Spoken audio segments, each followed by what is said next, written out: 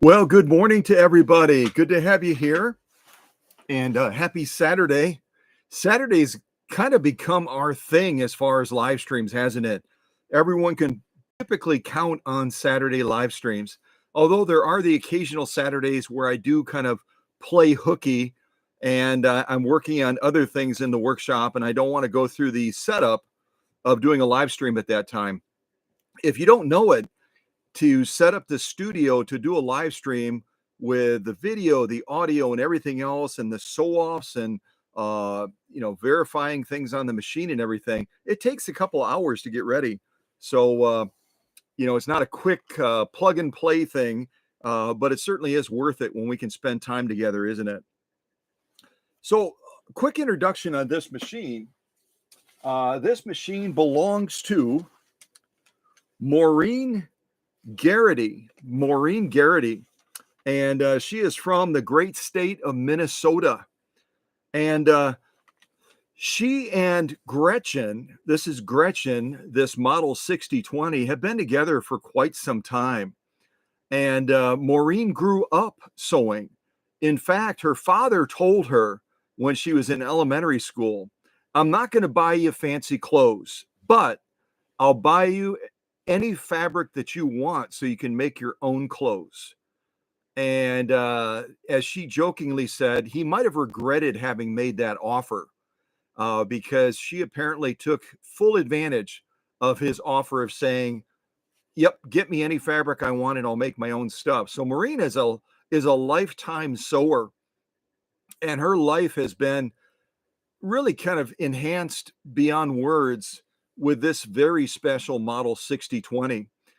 Now, this model 6020 comes from the Colormatic series. If you've never heard of the Colormatic series before, it was introduced in 1960 by Viking Husqvarna, and they wanted to offer an easier way for people to be able to enjoy decorative and ornamental sewing, and certainly general sewing as well.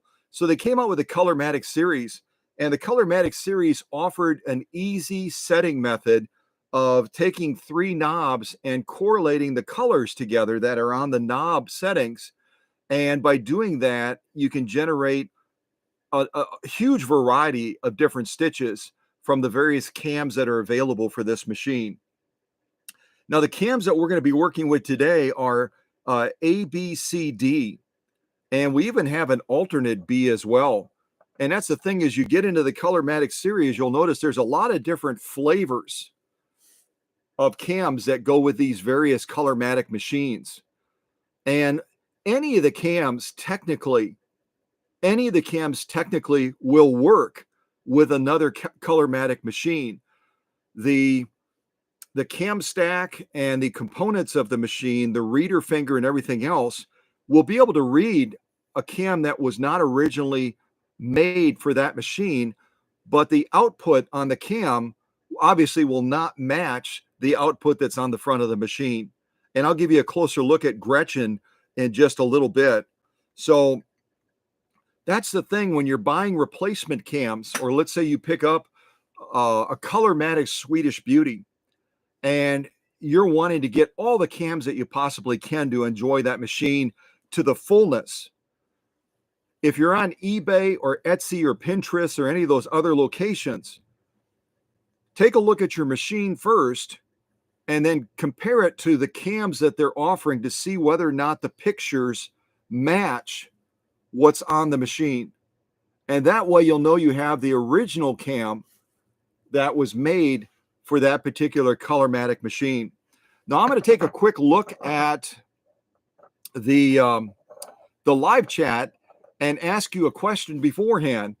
What was the very first Colormatic machine that Husqvarna Viking came out with in 1960? What model was that? And if you can type that in the live chat, that'll show that you've been paying attention in previous classes, because I brought this up before as a topic, and I've shared this information with you before. So I'll be interested to see if you remember what we talked about before as far as the first in the series of this really, really cool machine that, again, Husqvarna Viking came out with it because they wanted to make it so user-friendly that everyone would be able to sit down with it, and in just a matter of moments, you'd feel intimate with the machine, and you'd feel knowledgeable and empowered, and feel capable of doing anything you wanted to do with the machine. They wanted to make it super duper easy. So let me just rotate this, and I'm going to get this out of the way. I didn't do a lot of sew-offs. I did some sew-offs, and it's interesting. I migrated through some different needles as I was getting ready for this live stream. I started with a 9014 Schmetz Universal, kind of my go-to needle. And then I thought about all the needles that Susie from Minnesota had so generously sent me around Christmas time in that goodie box that I showed all of you when I unboxed it. And I thought, how appropriate would it be to use a needle that Susie sent me from Minnesota, considering this machine is also from Minnesota as well. So I ended up choosing this needle, and I don't have any specific experience with this specific type of embroidery needle. Certainly have worked with a lot of different embroidery needles, but this one is it's called a stick nail embroidery needle. A stick nail embroidery needle. And if Susie or someone else wants to demonstrate your ability to research spontaneously, this is a type of needle that we're going to be using in Maureen's Gretchen today. It's an embroidery style needle, and you can see I always, like my friends down in Texas say, in other parts of the country, go big or go home. So I decided to grab the biggest one in this particular pack that Susie from Minnesota sent me. I went with a size 90-14. Size 90, again, is going to be the European equivalent. 14 is going to be the US version equivalent as far as the size of the needle. It's a nice medium range needle. A 90-14, you can hardly go wrong with it. It's not going to be too big, too little. It's just right. Almost like the story of the three little bears and the beds and the porch and everything. It wasn't, it's not too big, it's not too little, it's just right. I love 90-14s, and I think most of you know that by now. But if anyone wants to type in to the live chat, what is a stick nail embroidery needle? That might be beneficial for all of us to know that. But anyway, I'll set these to the side, and we'll launch into this pretty quick. I don't have a ton of sew-offs to do because we're going to be going through cams A, B, C, and D, doing all of the decorative stitching that they can generate. And then we'll be doing a little bit of a stitch off on saddle grade leather, a little bit of a stitch off on protected full grain leather, and then we're going to wrap this up. So I'm not going to hold on to you as long as I typically do on a Saturday premiere, sometimes running as long as 3 hours, maybe even close to 4. But the time passes so quick, none of you're like, what? 3 or 4 hours? Are you serious? I absolutely am. A number of our premieres on Saturdays have gone 3 hours plus, but we enjoy each other's company so much, and you enjoy interacting with each other in the live chat so much, the time just races away from us when we get together, doesn't it? So I'm going to look at the live chat, see if you got the answer as far as what was the first machine in the Colormatic series. I already told you it was introduced in 1960. 1960 was the very first Colormatic sewing machine introduced by Husqvarna Viking. And I've had many of those machines on my workbench over the years. Many, many, many, many, many, many, many.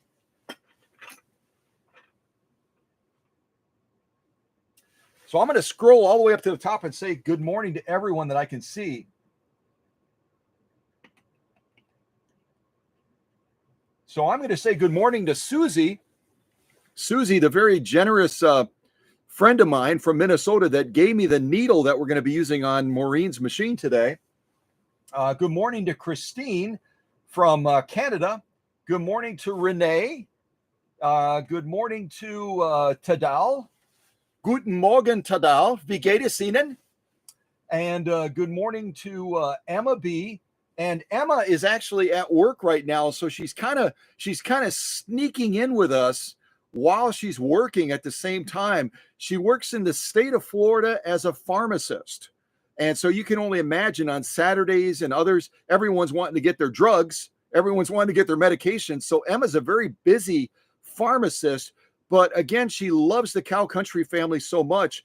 She even tries to squeeze in using a Bluetooth earpiece, joining us, intermittently when she's at the hospital that she's employed at as a pharmacist, and never, ever compromises her work. That takes the first priority. But when she can sneak a little open window in, she loves to join us when it's possible. So that's really cool. And good morning to, good morning to the owner. Good morning to Maureen Garrity from the great state of Minnesota.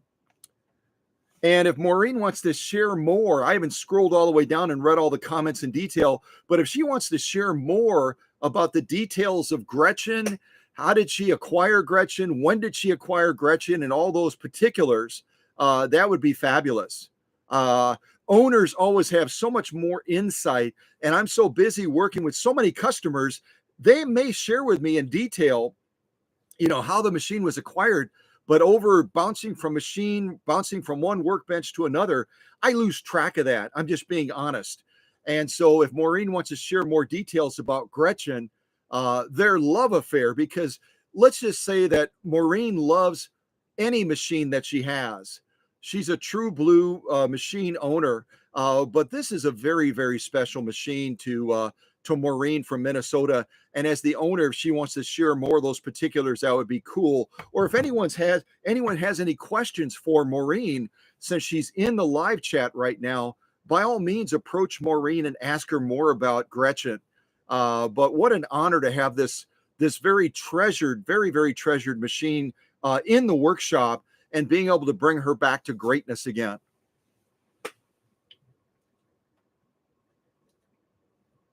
Let's see who else we have. Oh, good morning to Kevin Orr as well. Good morning to Kevin.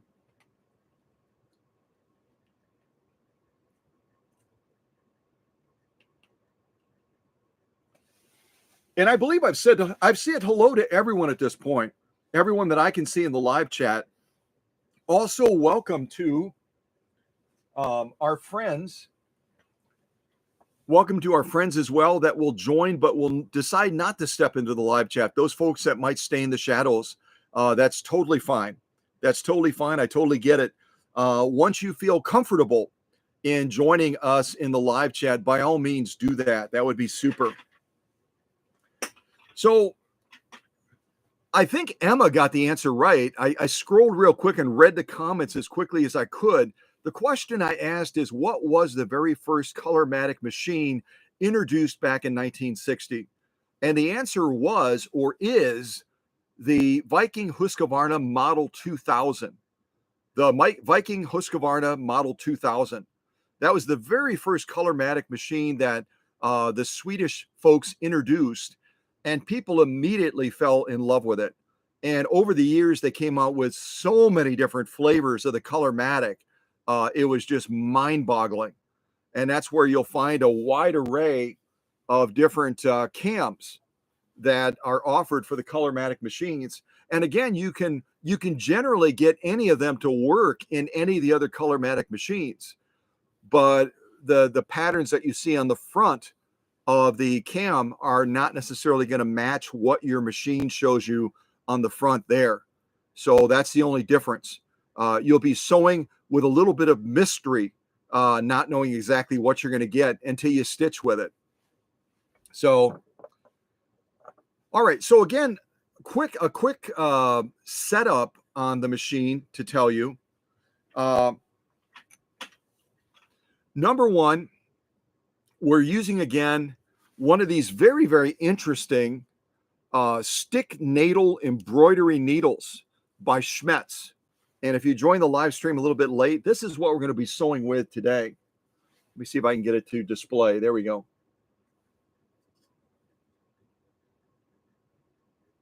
This is going to be our go-to needle today. And out of this variety pack that Sue from Minnesota provided to me, we're going to be using the size 90, because at some point we're going to be stitching on different types of leather as well. And I thought it'd be better to go with a slightly larger needle just to accommodate the leather sewing as well. So that'll be our needle. The thread we're using is from Joann Fabrics. It's nothing elaborate. It's a basic Coates and Clark dual duty XP thread. But as far as an affordable thread that gives you a lot of versatility in the type of sewing you can do. I use it on leather. I've used it on canvas, on denim, on cotton, on bubble gum material, everything under the sun. It's just a great overall utility type thread. And again, the beauty of my friends at Joann's is that particularly on the weekend, I'll probably go over there today, because on the weekend, with the dual duty thread and a couple of other utility type threads as well, they offer a buy 3, get 2 free. So you buy 3 spools of thread, they give you 2 additional ones at no cost. And so I'm able to stock up on thread, because as a general rule, when I get done with a machine, I want to ship it to the customer already threaded up, full bobbin or nearly full bobbin, and also a spool of thread on the machine already, so they can sit down to it straight away as soon as they unbox it and begin to enjoy that machine right away. And so that's the type of thread we'll be using. As far as the setup of the machine specifically, on this type of machine, you're going to set the flat side of the needle. Again, the stick natal embroidery needle that we're using, that Susie from Minnesota supplied to me, we're going to be setting the flat side of that needle to the rear. And as you slide it into that needle shaft, just make sure you get it all the way up there. The tolerance on the needle shafts, depending on the shank of the needle, will sometimes give you the feeling like you got it fully inserted and you don't have it all the way up in that needle shaft. So kind of give it a gentle little jiggle as you're working it into that needle shaft, and then tighten it down nice and snug. Now, the problem, if you on this machine or any other machine change out the needle and don't get that needle all the way up in that needle shaft properly, you're going to throw the timing of the machine off, because that needle will be down further and it will miss the hook timing. So if you've ever been doing sewing before and you change out the needle, you do a couple other things, you go back to sit down and sewing, and all of a sudden your machine is doing crazy, funky, scary stuff. It might well be as simple as you were in a rush, you slid that needle in, but you didn't slide it all the way up into that needle shaft, and you've thrown the hook timing off on the machine. So always make sure whatever machine you're working with, whether it's a Swedish Beauty, a German machine, a Swiss machine, a Japanese machine, or a machine from anywhere else in the world, make sure that you always get that needle all the way up into that needle shaft properly.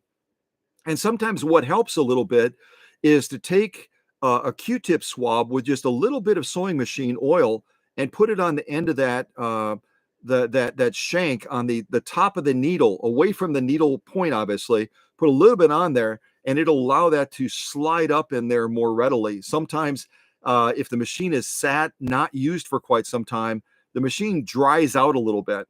And particularly that area right there can get dry, and it won't allow that needle. But if you put just a light little coat of machine oil on the top of the shank of that needle, it'll slide in straight away, and then you know you've got it all the way in there and you won't throw off your hook timing on your machine.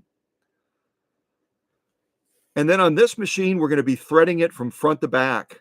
Now, with the bobbin case on this machine, I'll just show you real quick, and I'll bring the camera down a little bit lower. Yeah, I think that's a pretty good shot. This is obviously our raceway area right here. I'm going to go ahead and take the bobbin case actually out. And you can see I kind of got a little bit crazy today. I decided to go with a pink colored thread instead of my traditional white. Seldom, if ever, will you see me sewing with black thread. I just don't like black thread. It's my personal preference. I don't like it. And it's kind of hard to see the stitch resolution sometimes. But pink is just kind of a fun color to do. So if you're going to be inserting the bobbin into the bobbin case on a Swedish Beauty like this, I'll go ahead and take it out. And again, some general maintenance tips. I'll just set this here real quick and grab a Q-tip. I would say about, depending on your sewing environment, if you're sewing in the wintertime, there's a lot less moisture in the air. The air is much drier. The air is much, much drier. And so I would say about every 4 hours of sewing in the winter and about every 6 to 8 hours of sewing in the summertime, you'll want to take out your bobbin case like this that belongs to Gretchen. And you'll want to swab the inside of it with sewing machine oil. I use a special mixture of sewing machine oil and kerosene. A lot of you know that. And when you swab it, you swab the inside, get it nice and clean, and allow that slick residue of your machine oil to stick to the inside of the bobbin case. Swab the inside as well, where that bobbin, where the shaft from the raceway is going to slide in as well. When you slide it into place, the shaft for the raceway goes into that hole right there. And so you want to swab that as well and get that nice and lubricated and cleaned as well. Also on these Husqvarna bobbins, there's a release right here that you push. You can kind of see me pushing it right there. And that also needs lubrication as well. They can get sticky over time or dry, and there's a little spring in there. So I always put just a tiny little drop of sewing machine oil also on that area to keep that moving nicely and freely as well. And then also swab around the outside where that bobbin is going to seat on there, and that'll allow that bobbin to spin up nice and free. And I didn't get much dirt off of it because I've cleaned it so many times. But I would again say in the wintertime, about every 4 hours, you'll just pull it out, you'll swab it, and it's not heavy. Don't saturate the Q-tip swab with oil. Just put a light coat of oil on there, swab it out nicely around there. And you could even put just a tiny little residue, even on the bobbin itself, right on the center point that it's going to be spinning up on. Not heavy, just super light.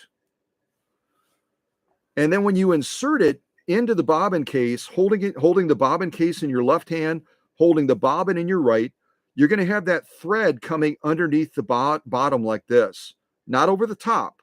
I've seen some videos on YouTube and posted elsewhere where they give you misinformation about the thread coming over the top. That's absolutely incorrect. It comes underneath. And then you slide it into place. You're going to see a little slat right here. We're going to slide it into place, and then we're going to draw the thread into that slat so we can get it underneath the tension band so we can regulate tension. Does anyone know with a bobbin case like this, and I've told you this many times, but maybe for some of our newer folks, what does the bobbin case control? In other words, when you're sewing, does it help you define or control the lock stitch, which it's closest to on the bottom of the material, or does the bobbin case help you define the top stitch? Just type it into the chat, and the moderators, who I know the answer to that, can kind of see what you've written down. And then you kind of slide it underneath there. You get it right in between the little goalposts right there. You can kind of see that in the shot, I think. And then as we turn it, you're going to see that our bobbin is turning which way?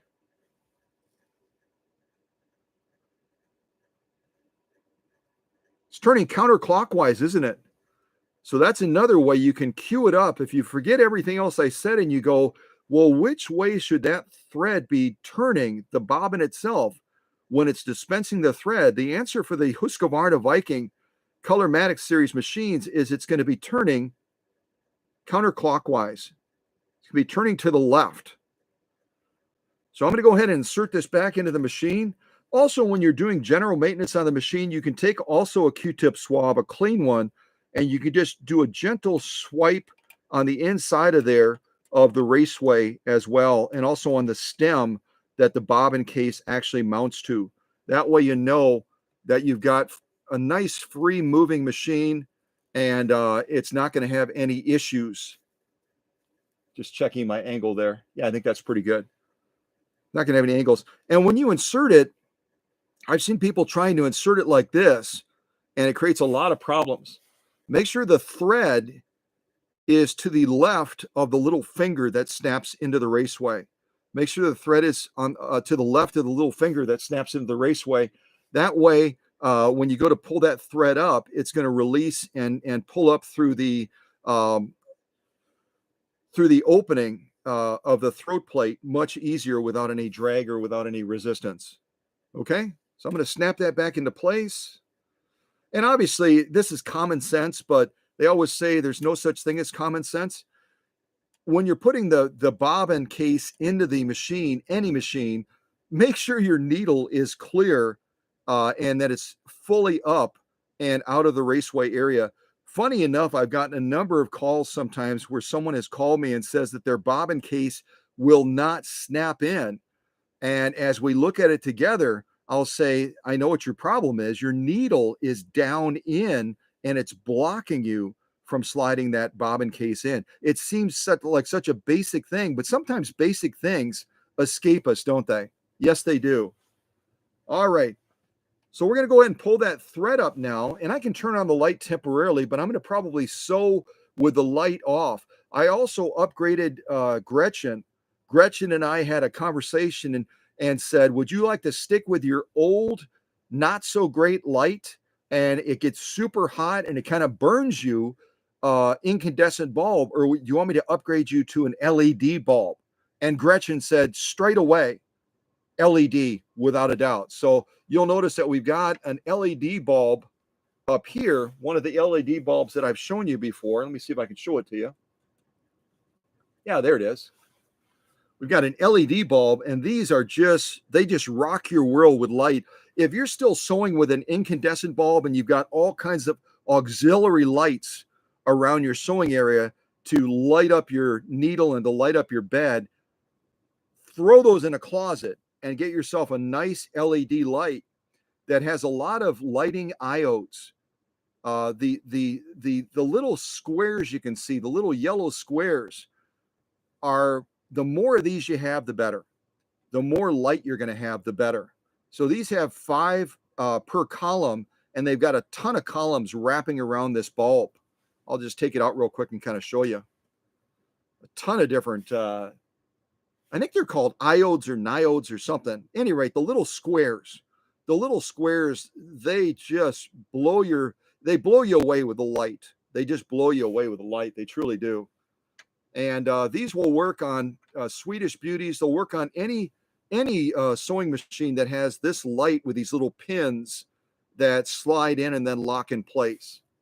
It'll work on any machine. I put them on Fofs, Husqvarnas, Singers. I put them on Japanese clone machines. Any machine potentially can use them unless it's a screw-in style for the machine. And if I flip it on, get ready to put your sunglasses on because it just goes crazy right away. You can see that. And it goes crazy with the camera too. That's why I usually, if I can leave it off, I leave it off because it goofs up the camera as far as the lighting. So I'll leave it off during the sewing, but certainly Maureen can benefit from it in Minnesota when Gretchen gets back home. All right, we're almost ready here. I'll show you a couple other things real quick.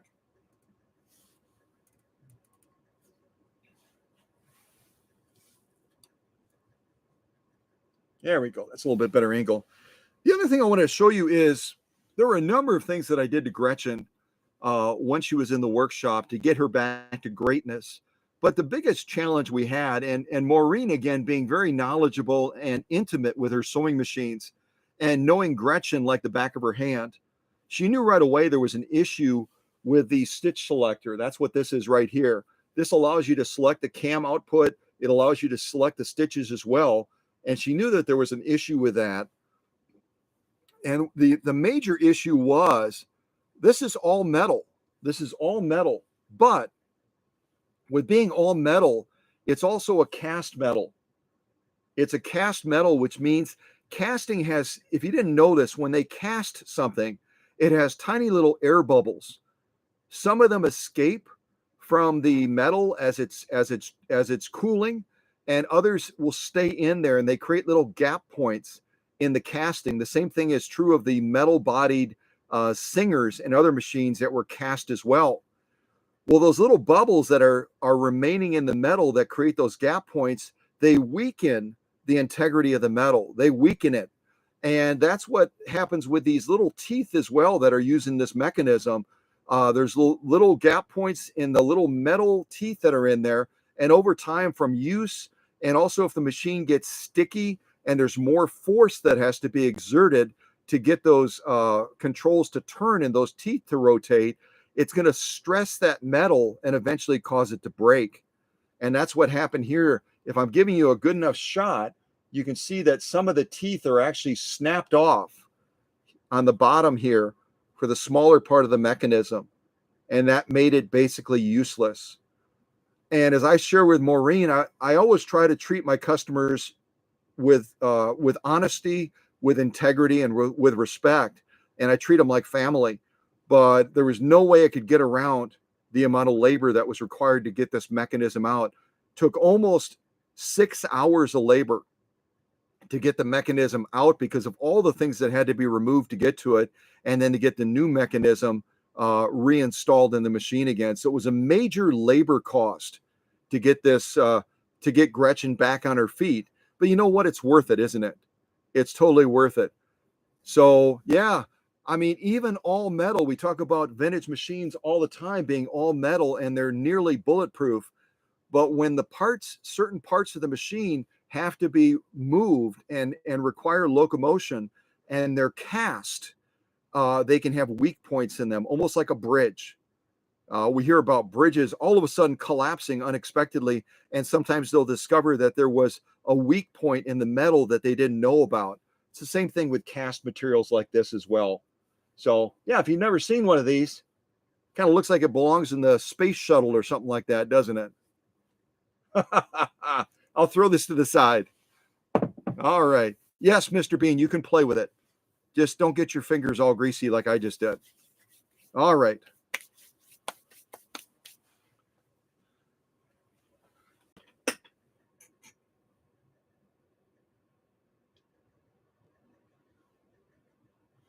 Oh, good morning to Ria as well, R-I-A. Good morning to Ria.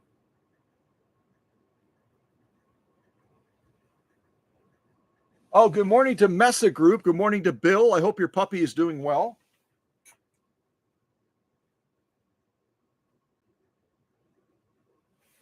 And I'm going to turn it over now. I know we had Emma here, but Emma's at work. We have Susie here. We have Christine here. So I've got a number of my trusted leadership team members that are going to take over the live stream now. I'm going to focus over here on the workbench and spend time with Gretchen and kind of show you what Gretchen can do now that she's back to greatness again. And Christine and Susie and Emma. And I don't think I missed anyone else that's part of the leadership team, but they are a great resource to you during these live streams. They're very knowledgeable. They're very passionate about vintage sewing machines. So don't be afraid to, if I say something or something I say doesn't make sense, or you need clarification or you have a question, don't be afraid to ask one of those that have that little wrench next to their name in the live chat. They're wonderful folks. They're willing to help. They want you to feel welcome. And again, they've got a lot of knowledge to share. And I'm so grateful for them. They really are a blessing to me. So all of my leaders that are in the live stream right now, I'm giving you a quick salute. You guys are in charge. Take care of our family. And I'm going to focus now on Gretchen. Got to pull that thread up, and we'll do some sewing on her to get her to show what she can do now that she's back fully to being happy again. All right. Give me just a moment here.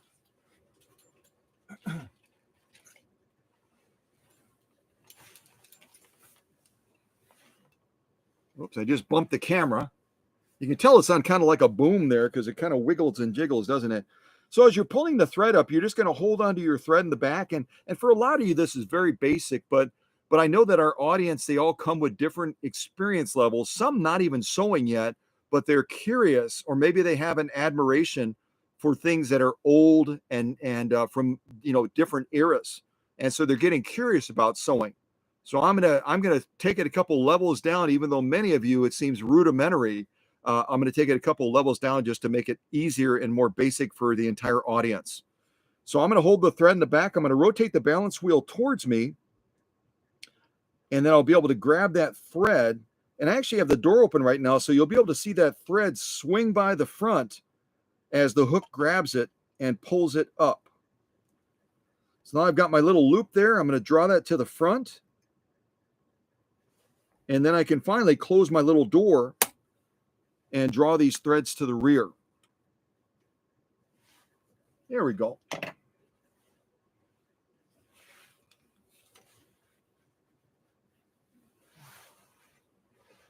Okay. So I'm going to take the camera off of the table for a second and come by the front of the machine so I can just kind of give you a quick little overview of the lay of the land on Gretchen. So you can kind of see the controls and how things are set up and everything, and what we'll be doing to generate different stitches potentially with Gretchen. Okay, so we're looking at the front of this model 6020 right now. We're looking at the front of this model 6020. Now, I talked about, again, when the first Colormatic machine was introduced in 1960, the Model 2000. It was set up similarly to this, as are the other Colormatic machines, with three primary controls. You can see them right there. This control on the bottom here is going to control stitch width. This control here is going to control stitch length. And this control here, the one that was broken and needed that part replacement, is going to control cam output and also stitch selection as well. And it's by color coordinating these that we're going to be able to generate stitches based on the cams that are displayed here. This is not a working area. These are just basically, they're basically just laminated and embedded into the machine to show you what the potential stitch output is for cam A, B, C, and D. And we're going to be sewing all of those cams during this live stream today. The only other control I didn't specifically point at is this little button down here. This little button down here is going to give us reverse feed on the machine. If we push it in, it's going to lock in place and we'll be stitching in reverse. And then if we push it again, it will pop back out and then we'll resume sewing forward again. And here again, I always talk about the royal roots of the Husqvarna sewing machine company. You can see our royal crest right there because of the king's decree that was given to establish the drilling and grinding plant that was making musket barrels and other things back in the day, and then eventually started making sewing machines. In what year? Does anyone know what year Husqvarna Viking first made their sewing machine? What year that was? If you do, type into the live chat. Type the answer into the live chat. What year did Husqvarna Viking first start making sewing machines? Yeah, I think that's a good question. So if we go over here, we've got our upper tension setting right here. You can see right now I've got it calibrated so it's on what I call the sweet spot. But again, because the upper tension on any machine is going to have components and springs and other things like that, that over time will begin to wear, you may not be able to continue to operate your machine in this region, this sweet spot, all the time, because eventually those parts are going to get a little bit more separation in them. and you may have to adjust it up or down depending on the type of materials you're sewing with. Okay. So the threading of the machine, let's look at the threading real quick. We start on the back of here. You can see we have 2 spool pins, which tells you right away this machine is capable of doing twin needle sewing. Also, when you wind a bobbin, you can put one of the spools of thread or the existing spool of thread on here, and you can wind the bobbin there. I don't know that we'll be winding a bobbin on the live stream today, but I might show you, the basic setup of that. Then we come across the top of the machine. We have to kind of go underneath this little thread guide right here. You kind of draw the thread from the back to the front, kind of snap it into place. Now we're going to be coming down through here. And this is actually the area where the tension discs are, right on this side. You draw the thread down on the left side, down through the tension discs. And then you come underneath this, this guide and control right here. This is also going to have our spring control for upper tension. So you've got to draw that thread underneath there, and then it grips that spring, and it allows you to regulate upper tension. We then come up here to the take-up arm. We thread it from left to right. We then have a thread guide right down here. We have another thread guide just above the needle right here where you have to draw the thread behind there. And then finally, again, we thread this machine from front to back. Okay? So pretty basic threading. I've shown threading on these machines many, many times before. And it's pretty easy, pretty friendly. And then over on this side, see if the camera will stretch, hopefully. Over on this side, we've got our bobbin winding assembly. And if we grab this inner ring right here, this white ring, and we pull it out, it engages what is our slow gear. Our slow gear is going to take the machine from full speed all the way down to 1/5, all the way down to 1/5 speed. So it gives you a lot of control. It does not change the power of the machine. When it gears down and it slows the machine down, you still are working with a 1 amp motor. That's what this Model 6020 has, an original Swedish 1 amp motor. You're not going to all of a sudden, if you go to the slow gear, you're not all of a sudden going to have 1.5 amps or 2 amps or something like that. It's going to remain 1 amp, but it's going to gear the machine down almost like a 10-speed bike, and it's going to give you a lot more control if you've got to go through tight corners or if you're trying to do a lot of maneuvering on material to lay down the stitching. So we probably will try out this slow gear during the live stream, and that way you can see how it works and how effective it is in allowing you to have more control over your sewing, etc. So give you a closer look at these stitches so you can kind of see what we're going to be sewing. I'm actually going to lift the machine up and see if I can bring it a little bit closer. There we go, a little bit closer to the edge. Look at our different stitch outputs. We've got cam A, which is in the back of the machine right here. And again, when we're looking to do this stitch, we're going to be setting all the knobs to blue, and then to yellow, then to orange, then the purple. Now we've got cam B, also some fun stitches on there, cam C, and finally cam D. And there are other cams available that will work in the Colormatic machines. So if you want to go on a search and destroy mission and see if you can find additional cams that will give you even more ornamental and decorative stitch options, you can certainly do that. That way you'll be able to do even more stitching. But as it stands, we've got 1, 2, 3, 4 cams, and 4 times 4, if my math is correct, is 16 decorative ornamental stitches. 16 decorative ornamental stitches if you add up the 4 from cam A, B, C, D. Plus, you've got a 3-point zigzag that's built into the machine. You've got a standard zigzag, and then you have a straight stitch as well. So when you add all those up, you've got almost 20 stitches, 20 different stitches that you can generate with Gretchen that belongs to Maureen from Minnesota. That's a lot of stitching options. And you could always add additional cams to it potentially, or other flavors of cams as well.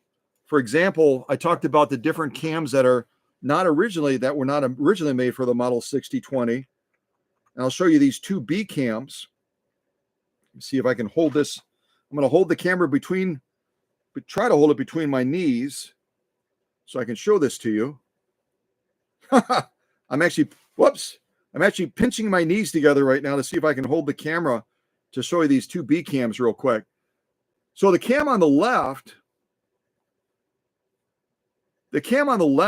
is one that was actually, let me just double check, make sure I'm saying it correctly. Yeah, the cam on the left is the one that was originally designed to be compatible with this model 6020. The one on the right was designed for another Colormatic series machine. And you'll notice that the stitch patterns on these are going to be totally different. They're going to be very, very different. I'm going to hold the camera now by my hand. There you go. Now it's easier to see. So both of these cams will potentially work in Gretchen, but the one on the left is going to match the screen output. The one on the right is not. You look at those, and then I'll show you the screen output. You can see the one on the left is a match. The one on the right is not. This is our B cam right there.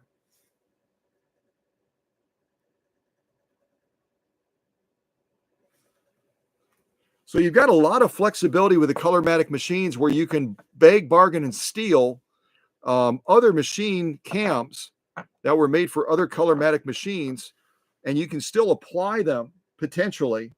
You can apply them to your Colormatic machine, depending on what model it is. Okay, let me attach the camera again. I think I've given you a little bit of a walk around with Gretchen. You're a little bit more familiar. If you're not familiar with Colormatic machines, you've gotten a little bit more of a taste of that. We'll attach the camera again so I can stop jiggling it around. Let's see. I'm going to try to rotate this down a little bit more. Give us a little bit better shot of the needle, hopefully. Yeah, there we go.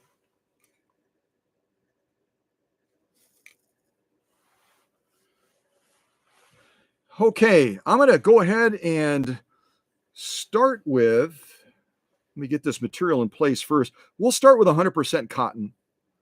We'll start with 100% cotton, and I'm checking we'll do the shorter length stitch because I've got to do all 4 cams. I'll leave plenty of room on here, and then I can send this material with as well and give Maureen an opportunity to stitch on it also.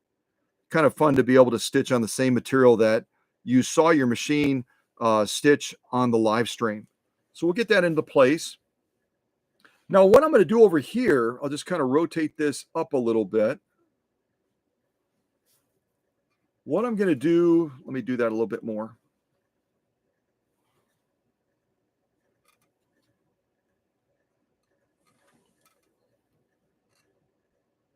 There we go. I think I've got it now.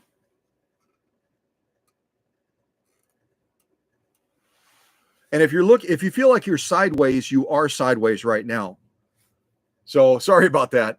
But let's see.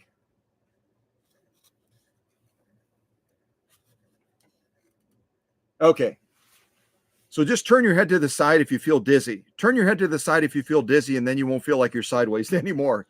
So again, our 3 controls, if we're wanting to do the first stitch on cam A, then we need to set all of the controls to the blue. And I think that I've already done that in advance. So this again is our stitch selector, our cam selection as well. This is our stitch length and also our reverse button. I know I didn't point out the reverse button initially, but this is our reverse button. This is our stitch width, and then finally our feed dog drop. I think when I described this earlier when I was showing you the front of the machine, I don't know what I was thinking. If I rewind in my brain, I believe I was talking about this being reverse sewing. That's simply not correct. I don't know what I was thinking. I was thinking about a totally different sewing machine. This is our feed dog drop. This is our feed dog drop. So any of you that were cocking your head to the side then, even before we were sideways, and saying, I thought that was feed dog drop, you're absolutely right. I don't know what I was thinking. I guess that just goes to show that sometimes maybe I'm testing you, seeing if you're paying attention. But yeah, I had a brain lapse. I don't know what I was thinking, but this is our feed dog drop. This is our stitch width. This is our stitch length. And this is finally our cam selection and also our stitch selector as well. This has two functions. And the other thing that I won't be demonstrating on this live stream today is this knob right here that is our stitch width can also be pulled out and clicked through 3 stages to do an auto buttonhole as well, if you didn't know that.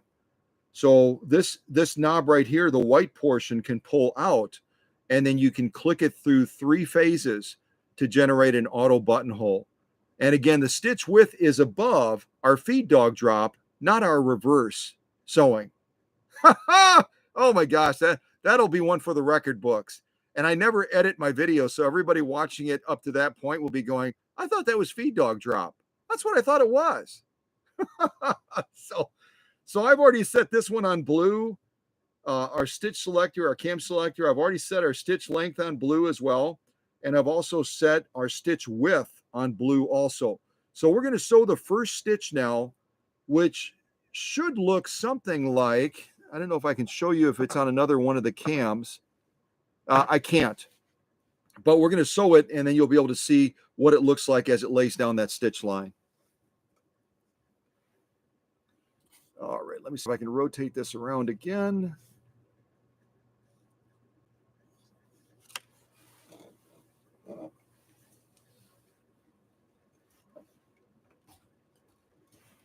And if you feel again like you're sideways, you are. You're not losing your mind. All right, I'm just going to check to see if the camera is angled correctly. I think it is. Let me see if I shut that light off. It got a little bit of a glare thing going on. See what this does. Nope, that didn't do it. Let's try this one.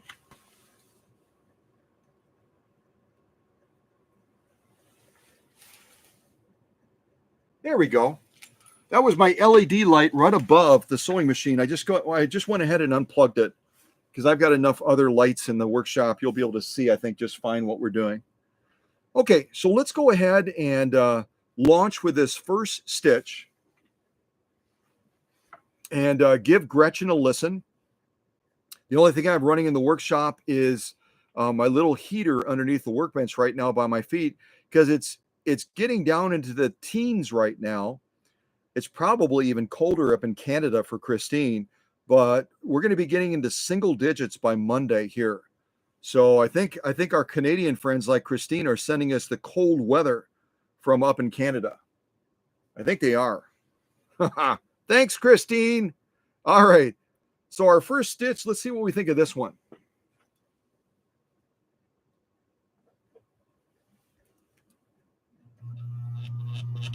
Whoops, get my take-up arm all the way up. There we go. Now we got it.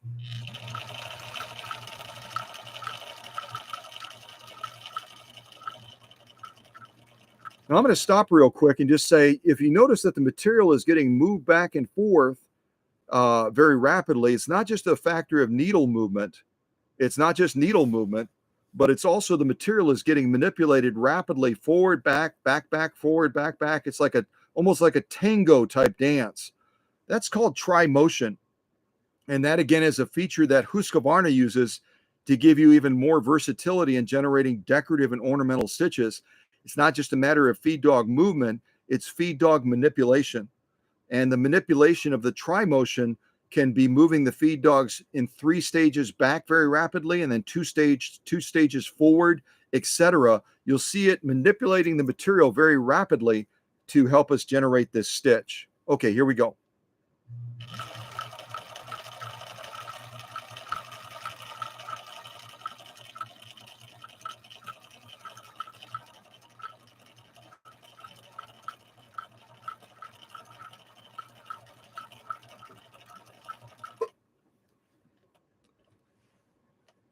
All right, spin that around. And there's our first stitch. I don't know if you're able to see it or not. I think this is called a combing stitch, but I always make up my own names for stitches. So you can call it what you want to call it. And if you know the proper name, you can share that in the live chat. But this is the first stitch. This, again, is going to be stitch, the blue stitch on cam A that we just generated. the blue stitch on cam A.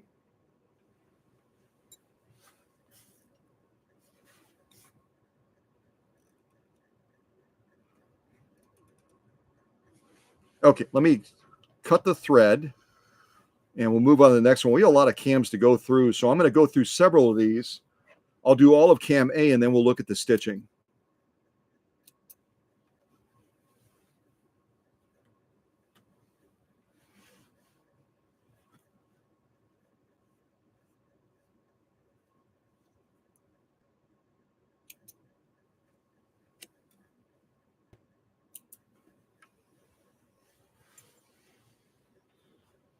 All right, let me get that material back in place. Whoops. Get that material back in place. I'm still getting used to this boom arm thing. Still getting used to it. Eventually I'll have it down. All right, so this is our top stitch. I'm going to go and get this back in place. Now we'll do the next stitch that we have. And I didn't mention it in this live stream, but if anyone has a specific question or comment that they want to make live on the live stream, you can always call my number. I've got my phone right nearby. You can call my number and actually be on the air during the live stream. Try to get this thing done. There we go. Almost got it. You can actually be live on the live stream and ask your question so everybody can hear you during the live stream as well.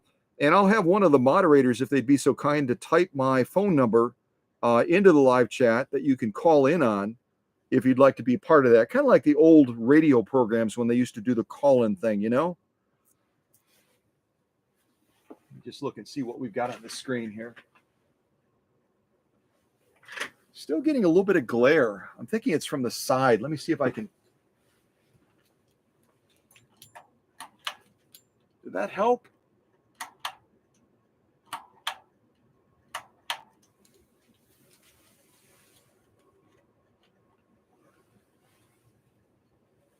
I'm trying to eliminate the glare if I can. Now it's back again. I just can't beat that glare. That glare is just persistent.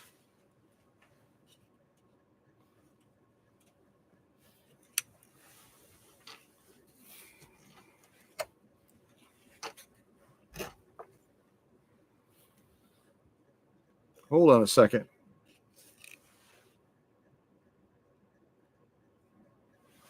How is that? I think that's better. I'm looking at the screen now. I think that's a little bit better.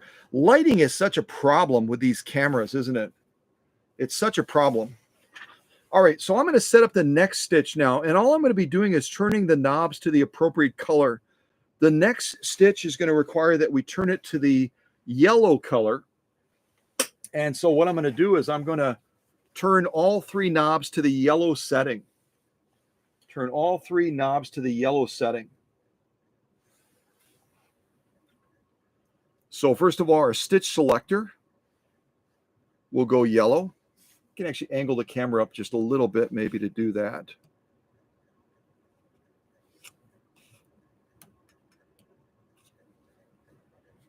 Okay, I think I got it now. So I'm going to turn the stitch selector, the cam selector, to yellow first. One turn to the left. Our stitch length is already in the yellow region, so I'm going to leave that alone. And our stitch width is also in the yellow region as already, which I call kind of the rainbow setting, where you can set it to green, red, yellow, or blue. So that's good to go. Now we're going to rotate this back down. There's that reflection again, that awful reflection. There we go. That's pretty good. That's a pretty good angle. We feel like you're sideways, but oh well.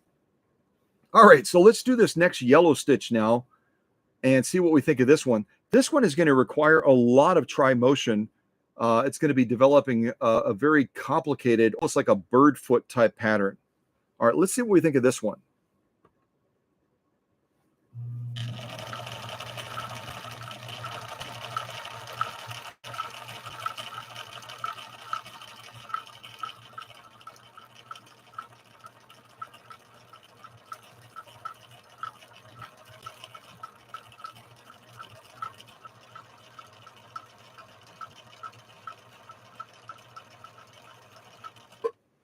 And again, we're sewing with an embroidery needle today. An embroidery needle that was sent to me by Susie from Minnesota. This machine is also from Minnesota as well, so it's kind of fun to combine the two together. Beautiful stitching, beautiful, beautiful stitching. Yeah, I think you can actually, I'm just going to move my hand over the camera to see if I can determine where that reflection, I think it's coming behind us.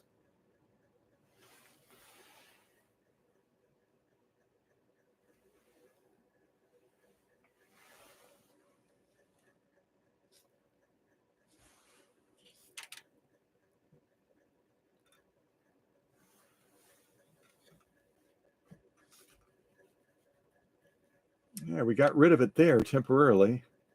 And there's back again. I've got to sew in the dark in order to avoid the lighting issues, apparently, with this system. Oh, my goodness. See if I shut one of those off, if that helps. That doesn't affect it. There we go. But it'll probably come back as soon as I step over by the camera again. Yep, it did. Oh my goodness. Let's try going sideways more. Maybe that'll help.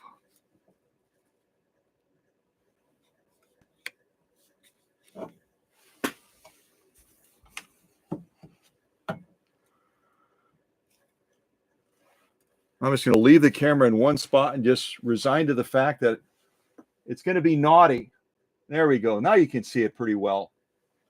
Now you can see it pretty well, I think, at least temporarily, until it does something weird again. All right, let's pull that out.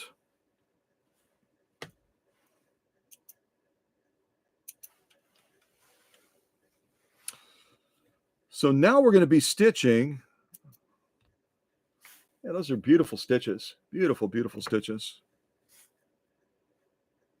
You kind of see that there.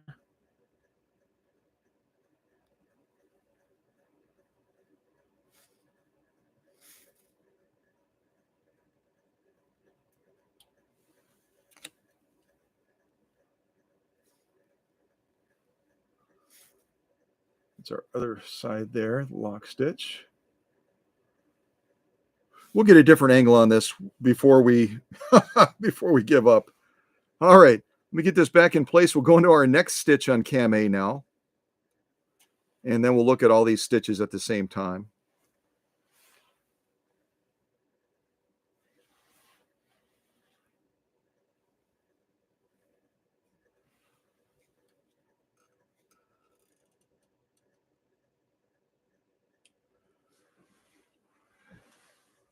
Okay, so what I'm doing now is our next Colormatic stitch is going to be an orange stitch.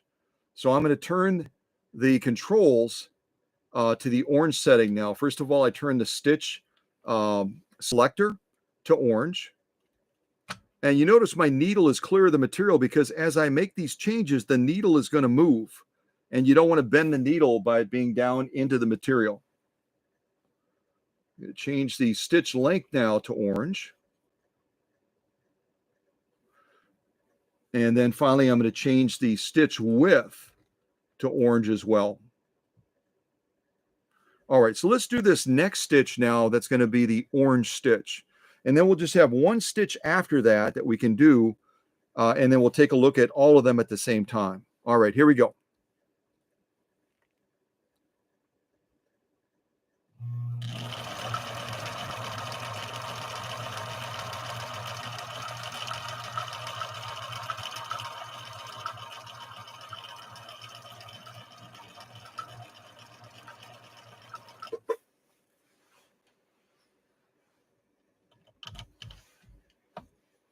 All right, I'm going to rotate that around. Oh, yeah. Nice. It's kind of a, it almost looks like a stretch blind hem stitch is what I call them. But once we look at these, you'll be able to see them more closely. And then you can decide what you want to call it. I always say make up your own stitch names. It kind of keeps people guessing. It's a little bit fun.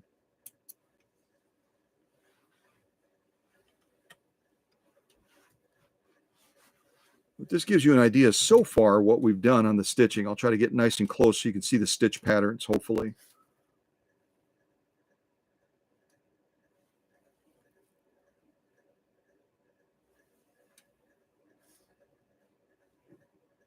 I have to keep adjusting because I'm upside down. I know I'm sideways.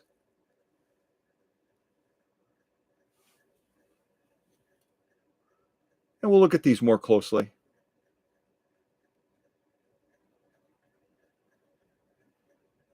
I'm not sure if I'm a fan of this pink thread or not. This pink thread also goofs around with the camera a little bit as well. So you may not see me sewing with pink thread again anytime soon. You might not. All right, let me get this in place. We'll drop that presser foot, and now we're going to do our final stitch on cam A. Our final stitch is going to be a purple stitch. So I'm going to have to adjust. There we go.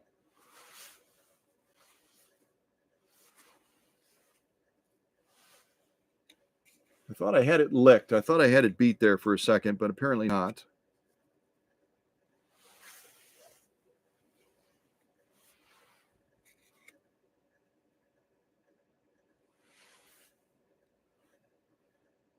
Yeah, that's coming from the light on the right. It's coming from the light on the right. Pretty sure.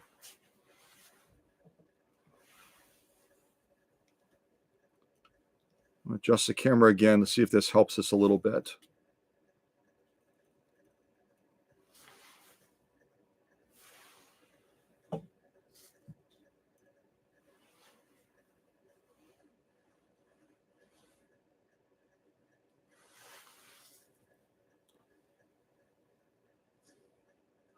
Let me do one thing real quick here that might help us out. Give me a second here.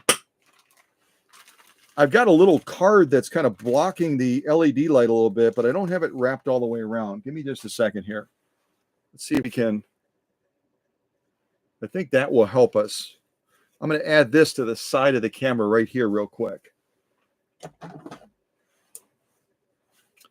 I'll just have to grab some, check the length of that. I'll just have to grab some blue tape real quick to kind of block the light on this side as well. I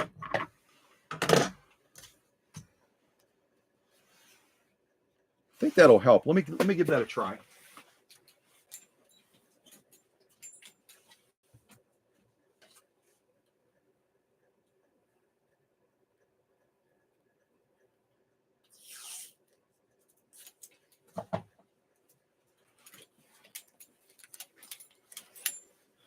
LED lights are wonderful, but cameras don't always like them. Cameras do not always like LED lights at all.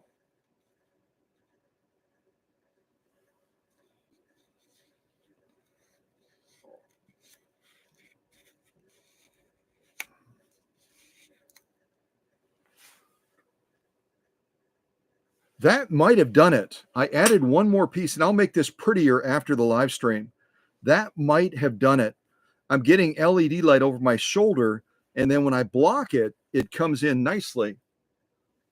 Still getting a little bit, but that's quite a bit more clear. That's quite a bit more clear. Okay, so real quick, what I'm going to do as we're battling light situations a little bit is I'm going to rotate the camera up again so you can see the controls over there. And I'm going to turn everything to purple now. Everything's going to be purple because we're going to do this next stitch, which looks like a more standard blind hem stitch. I'm going to turn this clockwise to purple. And again, my needle is clear of the material. I'm going to turn this to purple as well. So this again is our stitch selector. Then we have stitch length. Turn that over to the purple region. And then I'm already set on purple down here on the stitch width. So stitch width, stitch length, and stitch selector here, and cam selector on this side. Okay. Rotate this back down.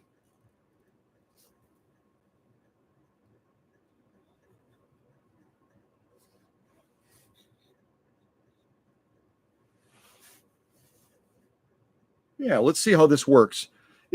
I think I'm starting to figure out how this lighting is working. Slow but sure. Slow but sure. Okay, so we're going to do our next stitch line now. I'm going to back this up just a little bit.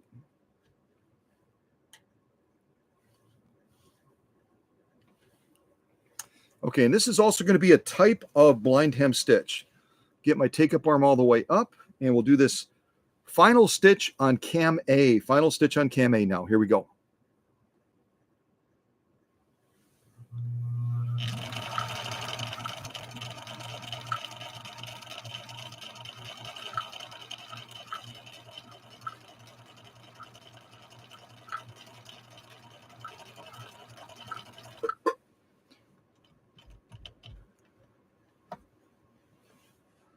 And that is the end of cam A at this point. That's the end of cam A. We've done every stitch that's available to us on cam A at this point. Every stitch.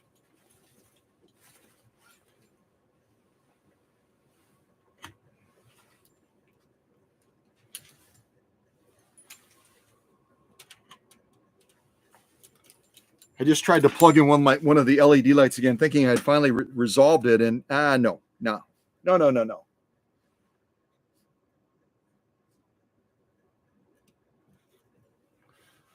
All right, let's go and get this pulled out, and then we'll finally, hopefully, be able to look at these stitches a little bit more clearly.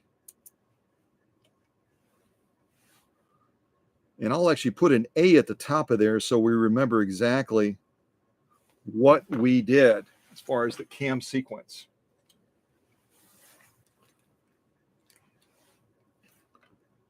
So I'm going to try to put a little A right up there.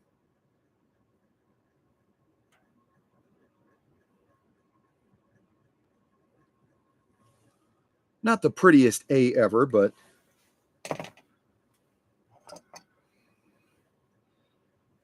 okay. And I'm going to set this up over here, and now we'll take a look at these stitches. Hopefully we can see them once we get close enough to them.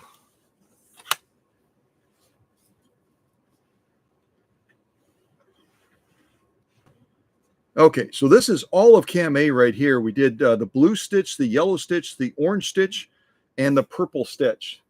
So I'm going to try to get nice and close to these. Actually, I'm going to move it even a little bit closer to the camera. Let me move it out a little bit more. So from left to right is how we started.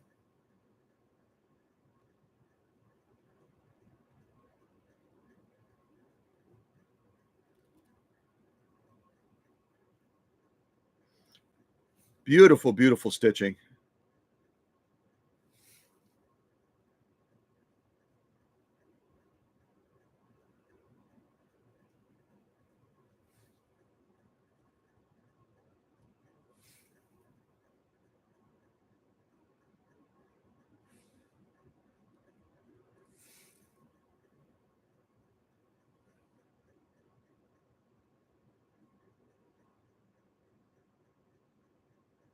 So that's all of cam A right there. Let's turn it over and look at the lock stitch. I'll kind of flip it around, and we'll take a look at that lock stitch now, see what we think of that.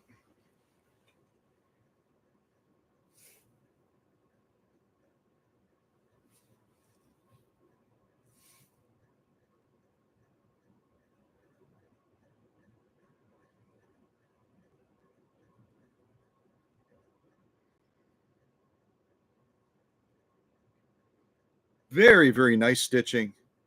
And again, these stitches are not generated just by needle movement. They're generated also by feed dog manipulation. Feed dog manipulation called tri-motion.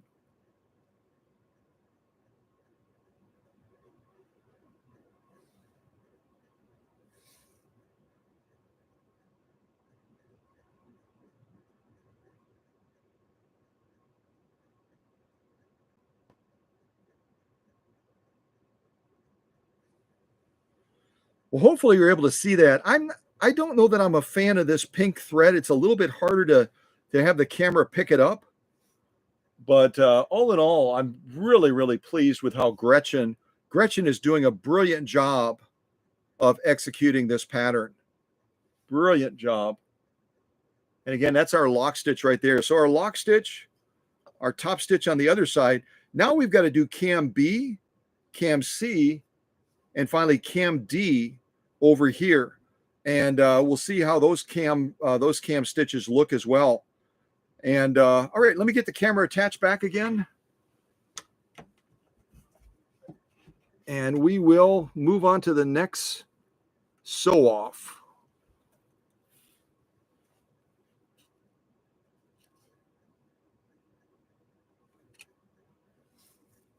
All right, hold the camera real still. There we go.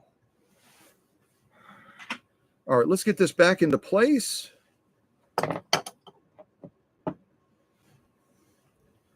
Create just a little bit of a gap, and then we'll put cam B in next. And I will have to adjust the camera again because I do want to show you how to change out the cam, which is really simple.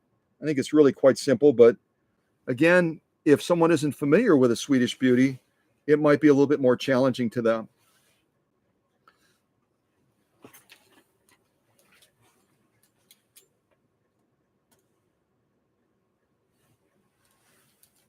Okay, so let me, I just hooked the camera back up to the table. Now I'm going to unhook it again.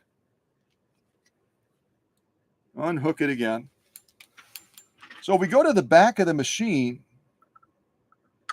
right now, you'll see that our cam is right in here, but right now our cam is all the way recessed into the housing of the machine.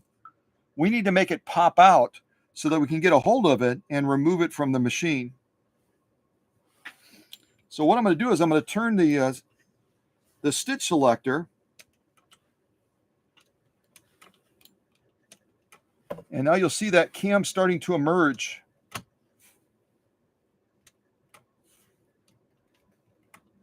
Now, when you remove a cam like this, I'm actually going to have to hook the camera up again real quick because I'll need two hands to do this.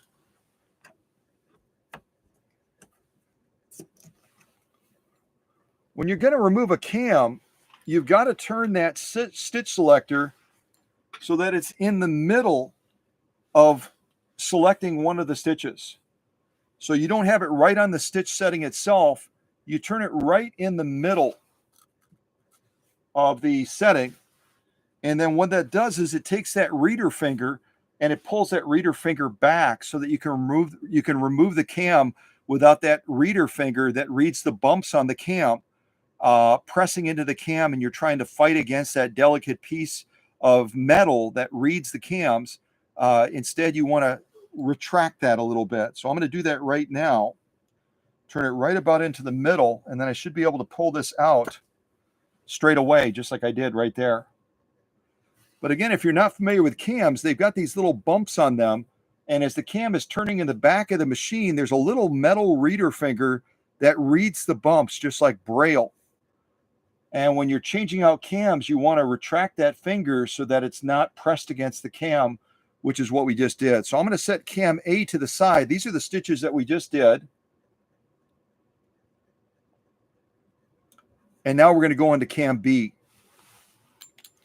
And we'll do the cam B that's actually designed for the machine. That's going to be this stitch pattern selection right here that's actually made for this model 6020. Kind of go like that. You can see it more easily. So we'll be doing all four of these stitches. We'll start with the blue one, then we'll go yellow, then we'll go red, then we'll go green. Yep, I think that's correct. I was having to look at the front of the machine just to make sure. So cam B is our next one. I'm almost, where am I? There we go.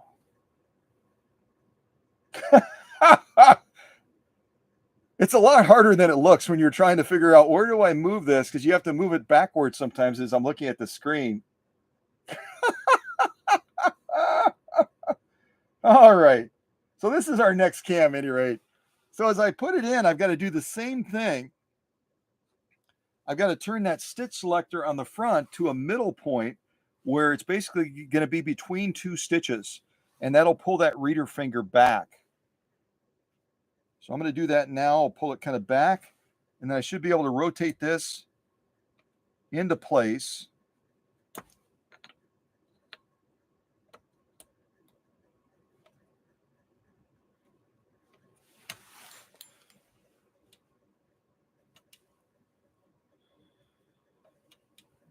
Check to see if I've got it in there correctly.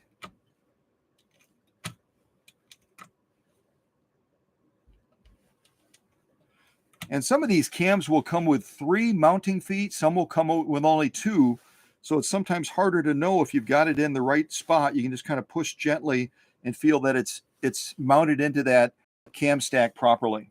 Okay. So I think we're good to go. Now we're going to launch into cam B next. So now I've got to go through this fiasco of lining this camera up again.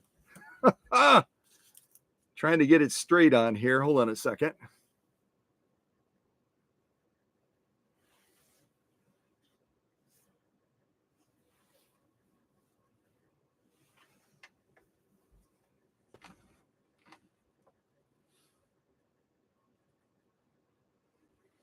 Let's see how that is.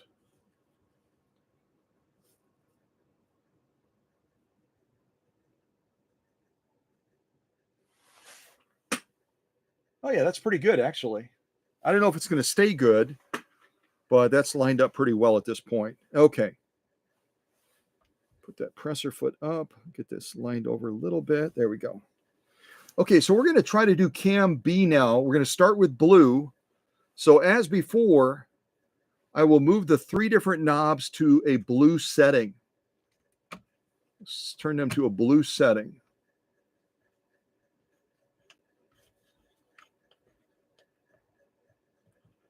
And there is some tolerance. I'm going to roll the dice here and just take it off here again and just show you. So as we're setting these knobs, the stitch selector, clearly you have to be on blue right there, which is what we are. But then you've got some discretion. You've got some discretion when you get the stitch length over here.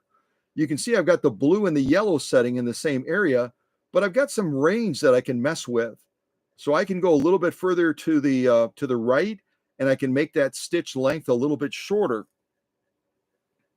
You can see that in the shot. I can go a little bit shorter, or I can go a little bit longer by bringing it back this way. As long as I'm in that range, near the blue and yellow, I'll be good to go. So I tend to go a little bit shorter. I'm going to move it over here towards the edge of the blue yellow to give us a little bit shorter, tighter stitch pattern. And then we have to change this to blue as well down here on the stitch width. And that's going to be that rainbow setting. You can kind of see it there where it says where it has the number 4. We've got green, red, yellow, and blue that we can select for our stitch width. So now we've set all 3 of these. We've set the stitch selector to blue. We've set the stitch length to blue, a little bit farther on the right side to give us a little bit shorter of a stitch. And then finally, we've set the stitch width over here to blue as well on that rainbow setting. Okay, so blue, blue, blue. And this is the stitch that we're going to be generating right here, right where my finger is.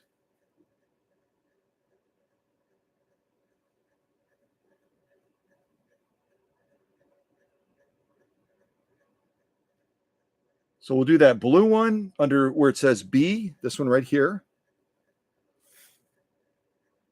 Then we'll do yellow. Then we'll do red. Then we'll do green.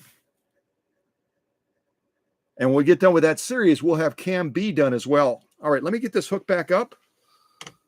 And we'll see if our camera will give us a little bit of cooperation, hopefully.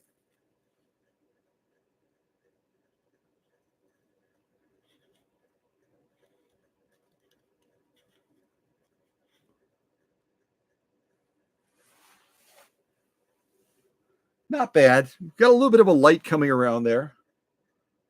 A little bit of a light reflection, but not quite as bad as it has been. Oh, if I could win the battle with the lighting and the audio, it would be such a nice thing, wouldn't it?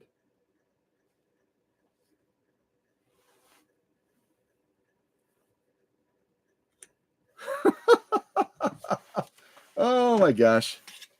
All right, I'm going to try to put a card on the other side as well. Hold on a second. So I'm basically wrapping around the camera lens with paper like this to try to block out the auxiliary light that's causing us problems. See if this helps.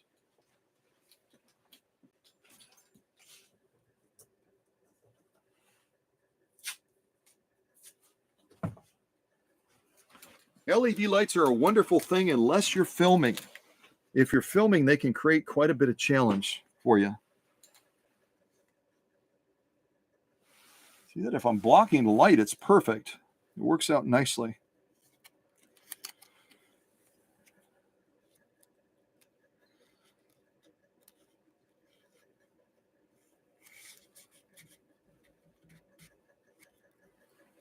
Let's see what that does.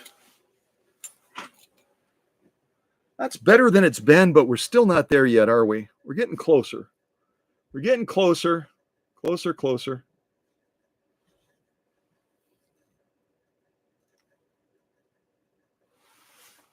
All right.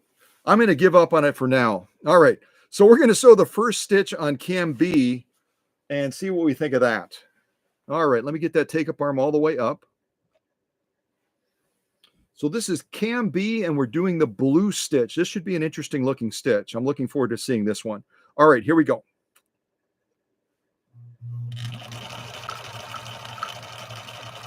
Look at those feed dogs being manipulated. They are just dragging that material back and forth very rapidly.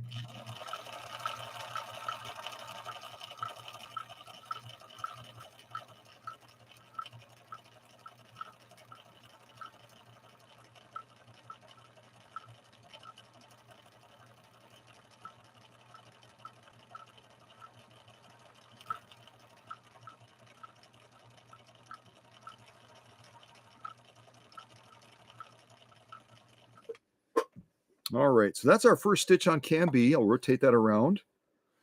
Oh yeah, that's a fun one, isn't it? Isn't that a fun one?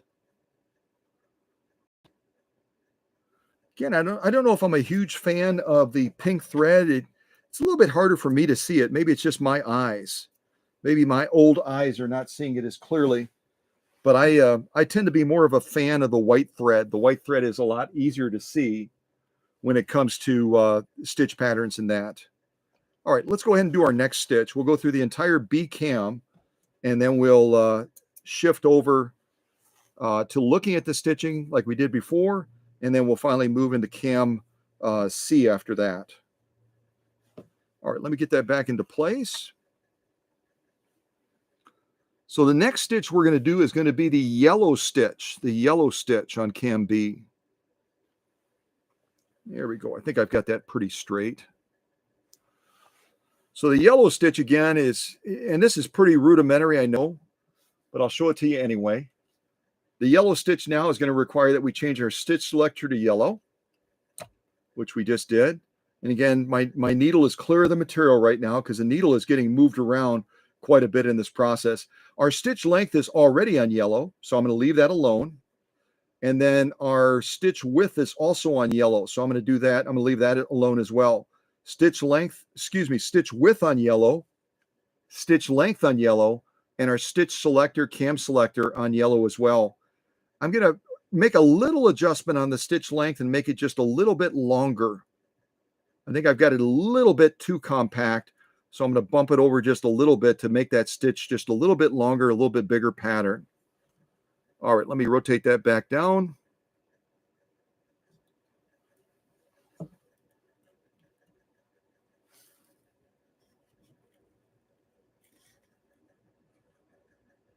Got to think backwards here.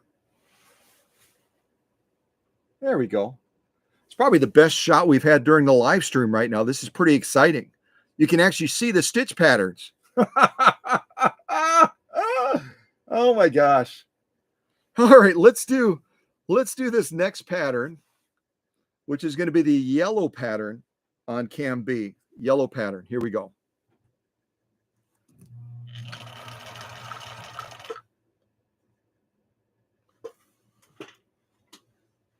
Oh, I see what happened. And that happens periodically. I talked about the feet that mount onto the cam stack. The feet that mount onto the cam stack. Whoops, let me bring that up.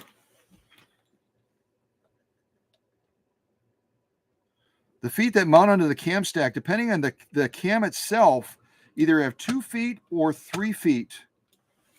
And what just happened right there is we launched and the cam had actually come free of the cam stack. because those feet by tension and the finger are the only thing that are holding it into place. So let's try that again. Let's see if it actually reads the cam this time, but that happens periodically. The cam will slip and then it'll all of a sudden be generating just a straight stitch. So on this stitch line, we're going to start with a little bit of a straight stitch, and then hopefully now it will read the cam properly and we'll be able to launch into the actual pattern that we were trying to sew. All right, here we go. What is going on? Let me try another stitch line. Hold on a second.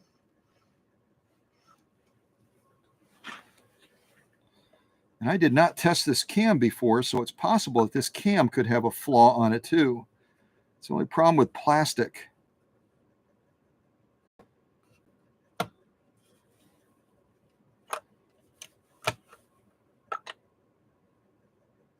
Hoping we can use this cam. Otherwise, yeah, this cam is not seating into the cam stack properly. So I'm going to pull this cam out. I'm going to actually pull this cam out. Down on the bottom, there's these little feet, and sometimes they'll get a little bit of an edge, or part of the edge will wear down, and then they don't snap into the cam stack properly. Let me try to move into the other B cam, see if that fits in there properly.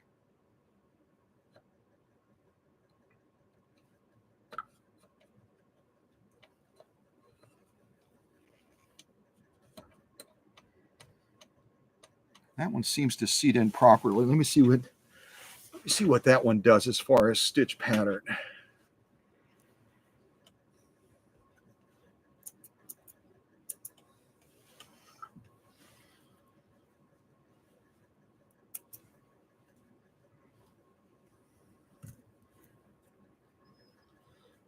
Yeah, whenever something is made out of plastic, it always has the potential to get deformed or to get chips or to have some other issue going on with it. And I can talk with Maureen afterwards. We can probably find a replacement cam B for her in the workshop, and we can send that back with the machine instead of the existing one.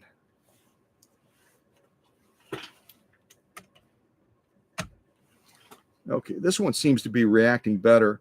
I'm going to start over with this cam B, see if we can get it to cooperate. And we'll see what this stitch pattern looks like. So just bear with me for a second. All right, so this is our alternate B cam. Here's our alternate B cam. All right, here we go.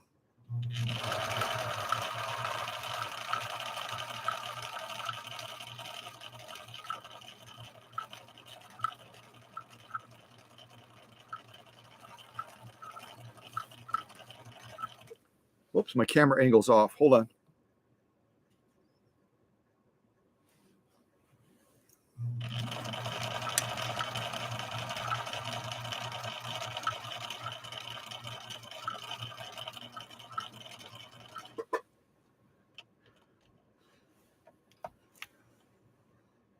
Oh, that's a pretty pattern too. I like that. That's almost like a catacomb type stitch that we just did with the alternate B cam. It's a real pretty one too. Yeah, I mean, there's the reality, folks, is the machine is perfect. The machine is running beautifully, but it uses, almost like they talk about garbage in, garbage out with computers. The cam acts as kind of the programming chip for the machine. And all I did was test cam A, because if cam A works, any other cam, if there's not a deformity on it, should work just perfectly. Well, in this case, there was a deformity on that cam B that came with the machine, and it created an issue as far as our cam output. So now we're going to have an alternate field as far as cam B. I'm going to do the next one now in line with that. I could even, so I can fill in this space where we started, I might just sew right over that. I think that's what I'm going to do. That way we don't waste that row. So this is the one we just did off of our alternate cam B. Now I'm going to move to the stitch yellow for cam alternate B. All right, hold on a second. I'm going to turn this to yellow. That's already on yellow. That's already on yellow. So let's give this a go now.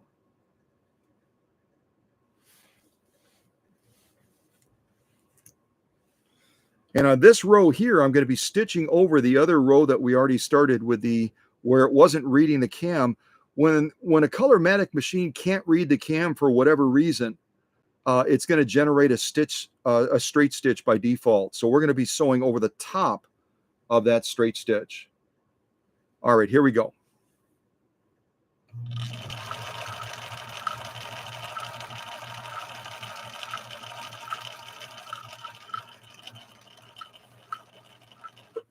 And my camera's slipping again. Doggone it.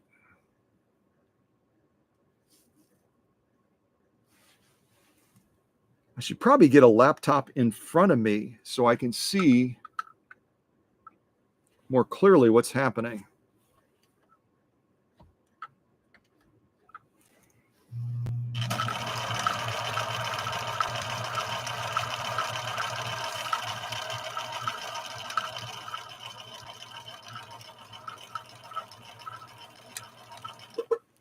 All right. Well, it's a good thing we had an alternate cam B. It's a good thing we had an alternate cam B. Oh yeah, that's a fun one. And that overlay stitch, it almost looks like a triple type zigzag. This one right here that we just sewed over that straight stitch that was generated by the cam B that had issues is really quite a lovely one. It's really poppy. It's really pronounced because it has that overlay of there it is. It's got that overlay of stitching on top of it.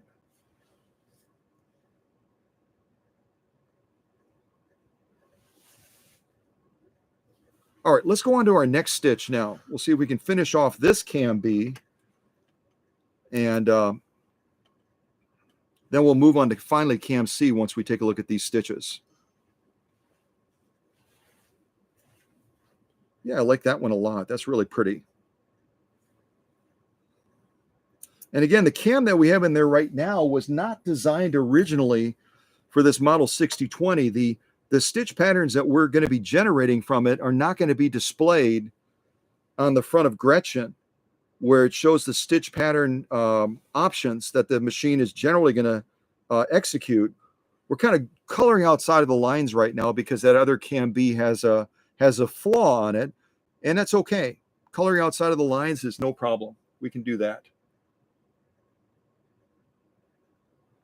So that's our field of stitching so far. I'm kind of cupping my hand over the camera so you can see that field of stitching more clearly.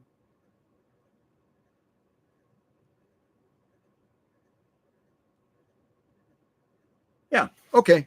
So I'm going to do the red stitch now. So the red stitch is going to require that we turn our stitch selector to red. So I'm going to turn it one click clockwise. And then we have to turn our stitch length to red as well. It's going to be way down on the lower register of our stitch options. And then our stitch width is already on red under that color, that rainbow setting that gives you an option of green, red, yellow, blue. So I'm not going to touch this one. This one's good to go. Okay. So red, red, and red. All right, let me angle that camera back down. Try to get in on an angle where we can see what's happening, assuming the camera doesn't decide to start moving on its own.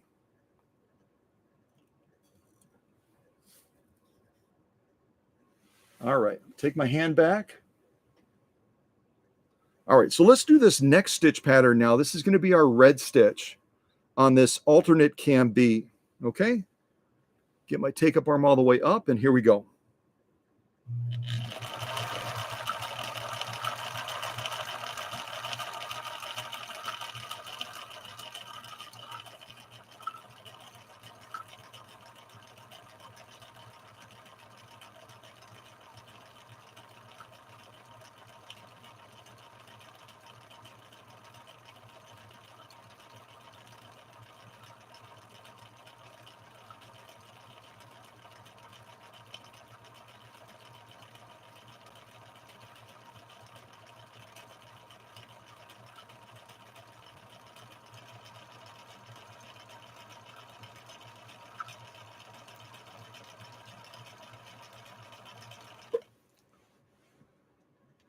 That's a very complicated pattern. Did you see it trying to work there? Goodness gravy. So this is, it's an interesting pattern. I don't know quite what to make of it, but it's generating a peak style pattern. Almost looks like a super tight blind hem stitch, but it's giving us a different pattern display than this one, or even that one that have similar attributes. And again, this is an alternate cam B that we're using now.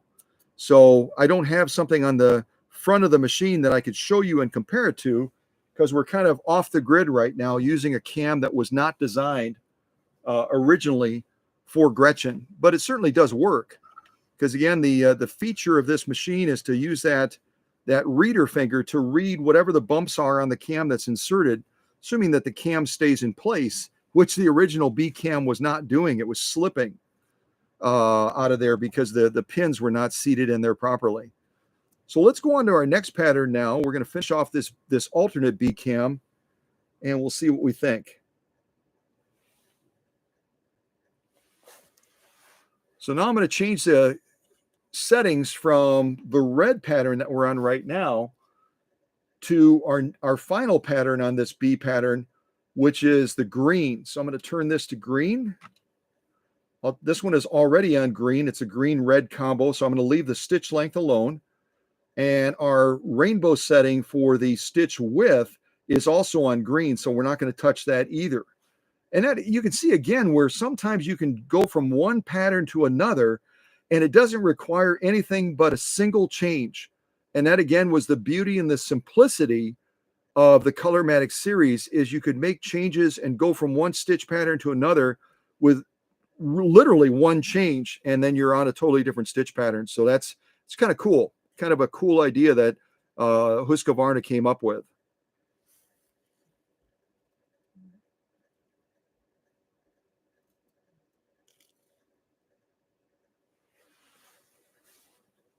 Yeah, it's interesting. I don't know if that's my favorite pattern out of them. But it's a pattern nonetheless. Okay, so we'll go on to our final one now, which is our green pattern on alternate cam B, and we'll see what we think of that one. And again, I have no idea what it's going to look like because I don't have anything to compare it to. There's nothing I can compare it to at this point. All right, here we go.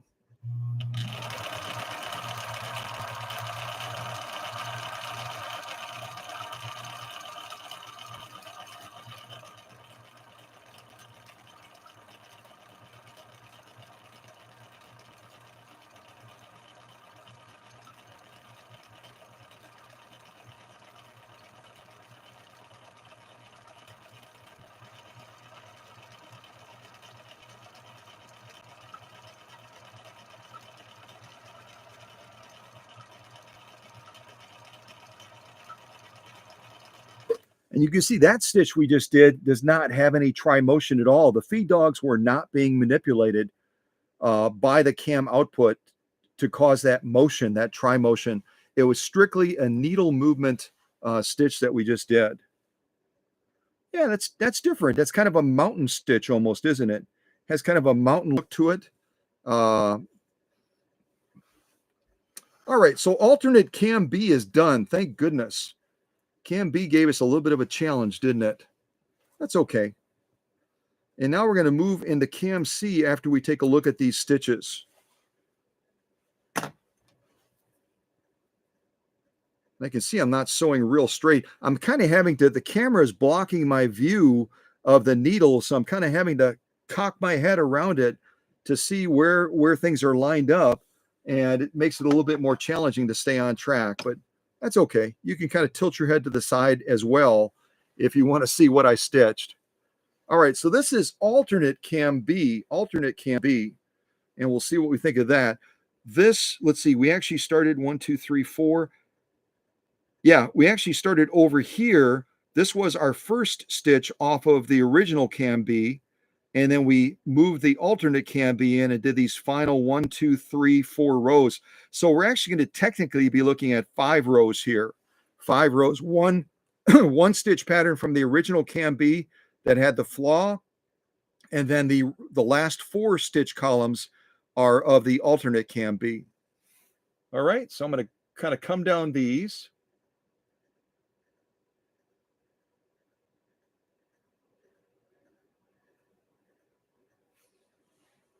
Move that a little bit closer to the edge so I don't bump the camera on the table.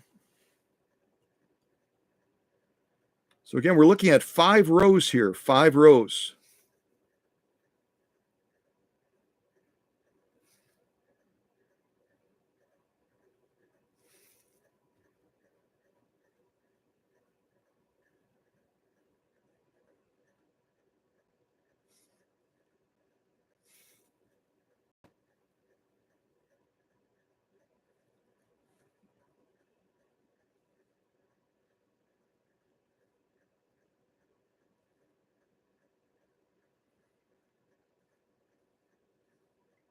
Yeah, interesting, interesting. Very, very interesting patterns. I think I like the patterns off of Cam A better so far.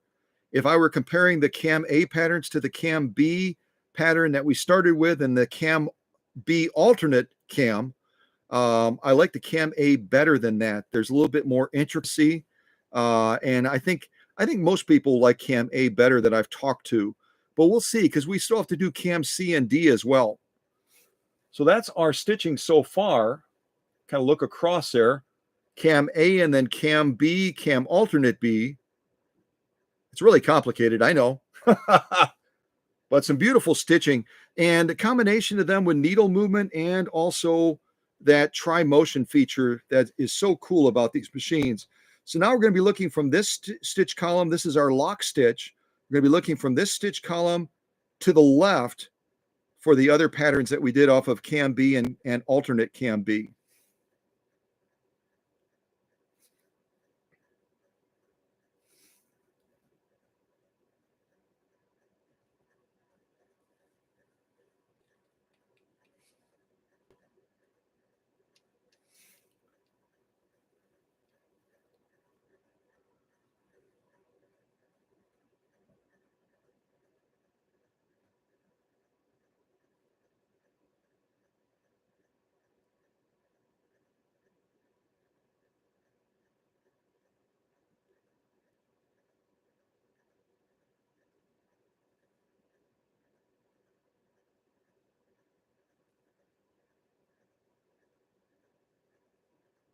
Yeah, I'm not as big of a fan of Cam B and Cam alternate B as I am of Cam A. You look at these, they're just by nature of the pattern and how the cam generates the stitch, these are just not quite as defined and as intricate as the Cam A is one over here if you look at them side by side.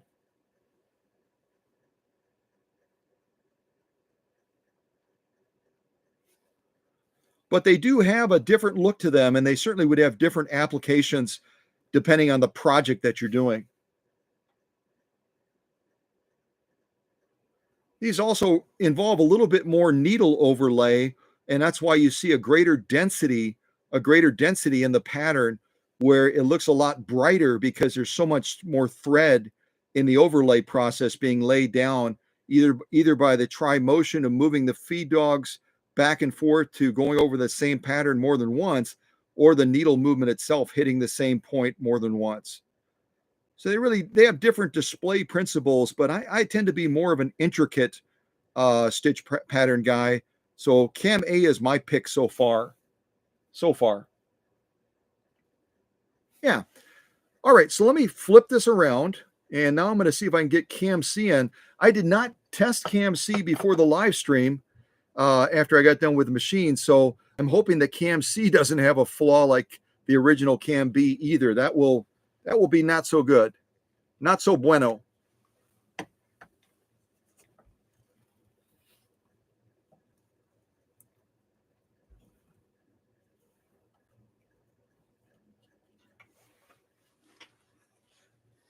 All right, let's get this back in place and I will get Cam C inserted. And I'm not going to show you how to insert Cam C because I already showed you kind of what you do. You move the stitch selector to a midpoint between 2 stitches.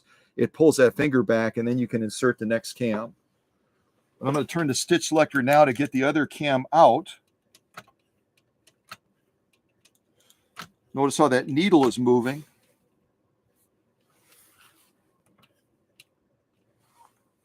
We'll get that cam out. So yeah, thank goodness for cam B alternate. So we had a choice at least. Now I'm going to get cam C in, and cam C is a match to the machine. So these are the stitches that we'll be generating by way of cam C.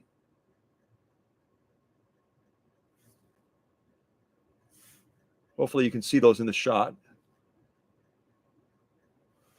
So I'll get cam C into the machine now, and let's hope that this does not have a flaw in it like the B cam. That will not be so bueno.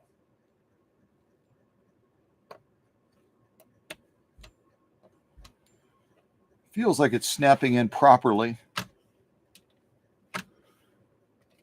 Just going to move it back and forth a couple times to make sure that those feet on it are not flawed like the other one.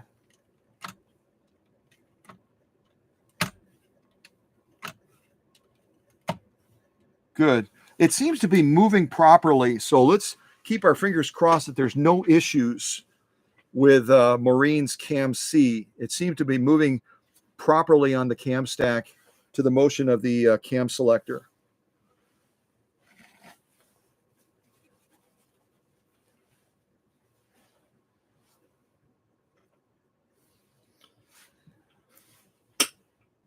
Okay, so I'm going to do cam C now. Cam C, I'll actually show you on the machine. Cam C is way over here. So our first pattern is going to be a fun one to do. It's kind of a floral pattern if you look at that. The blue one is kind of a floral style pattern right in this region right here. Then we've got kind of a, what is that? Kind of a sunburst, I guess. I'd call it a sunburst, the yellow one. And we have a snaky one. And then we have a Christmas tree one, the green one there.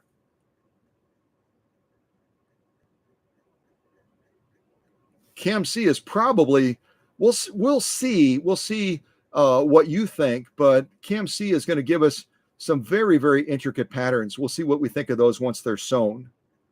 And again, we're working with an embroidery needle today, which should give us a little bit of an edge in generating some of these more decorative, ornate patterns. Should give us a little bit of an edge, hopefully.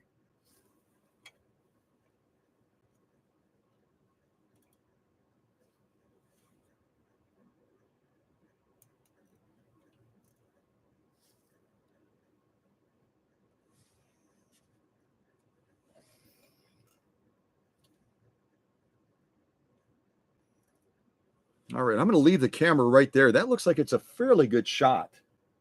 Actually, it looks like it's quite a good shot. Okay, so we're doing cam C now. I'm going to set everything to blue because that's our starting point. We'll set it to blue and see what we think of this one. Let's see, right around there. That's on blue. Okay. Cam seems to be seating on there properly. All right, let's give this a go. This is going to be our cam C stitch patterns now. Here we go.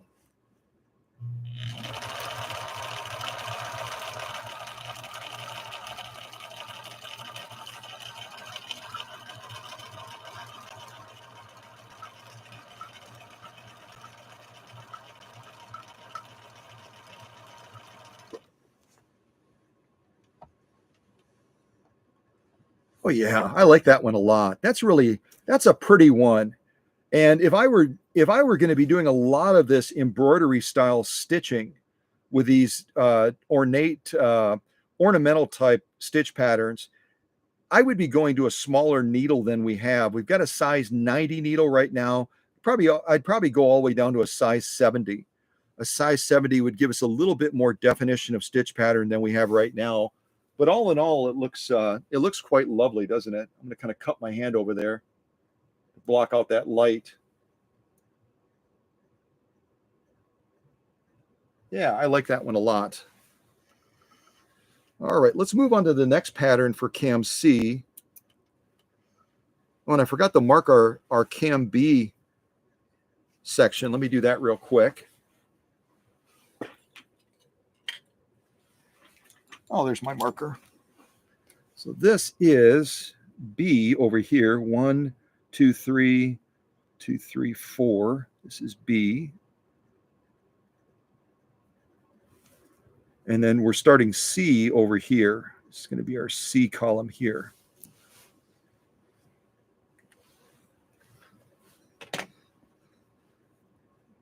Yeah, that floral pattern is probably one of my favorite ones. It's probably one of my favorite ones.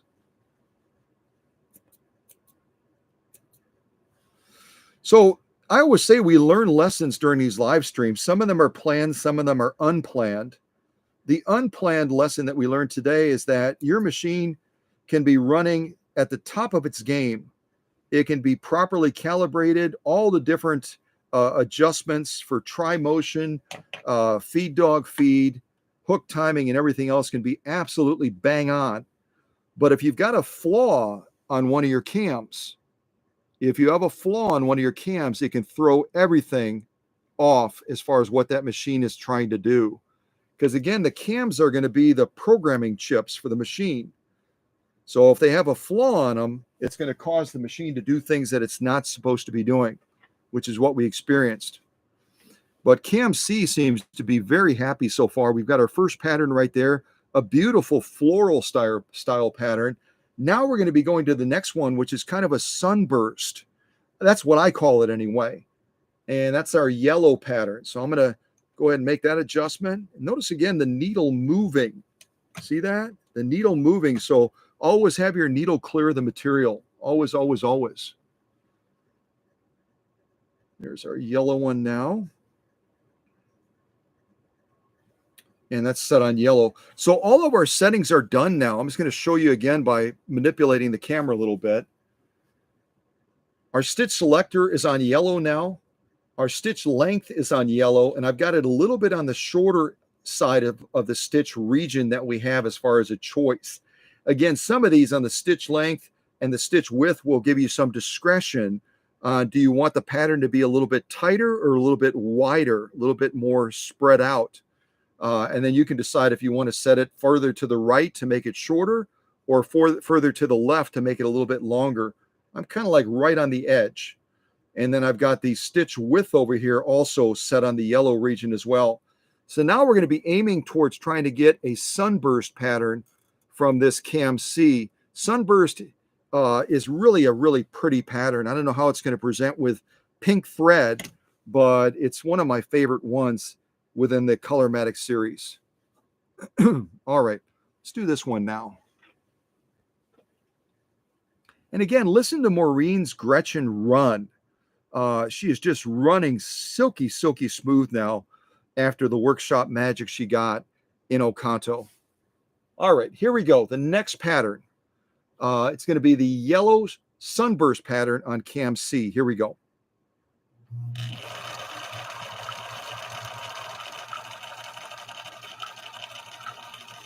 I'm just going to pause here right quick. This is a really intense pattern. Really, really intense. Watch that needle working.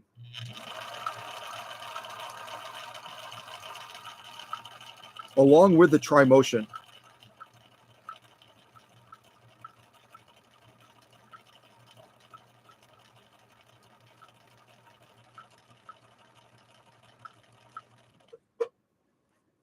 Wow.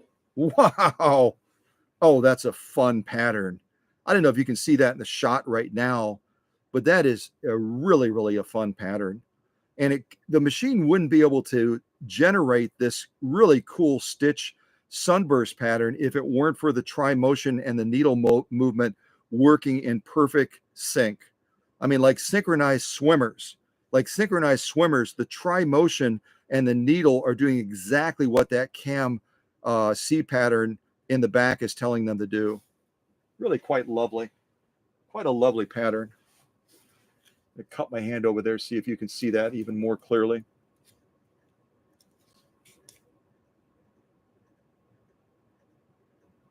That's probably one of my favorite patterns. I call it the sunburst, but I know I'm getting it wrong. I know I'm getting it wrong. There's probably a totally different name for it. There's a totally different name for that pattern, I'm sure. Okay, so we've done our sunburst. Now let's see, we've got our red pattern next on Cam C, which is going to give us kind of a snaky pattern. It's going to give us kind of a snaky pattern.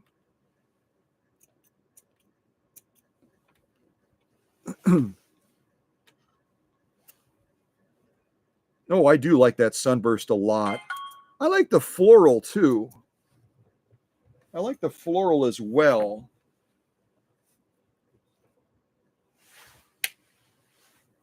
And I think that was Emma just sending me a quick text. Hold on a second.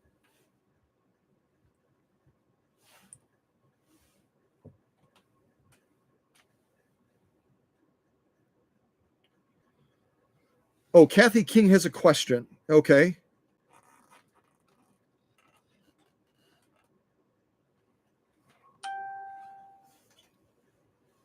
Yeah, and that's an excellent question. Kathy is asking about pressure foot pressure on this model 6020, part of the 6000 series. There is an adjuster, but it's not easy to get to it.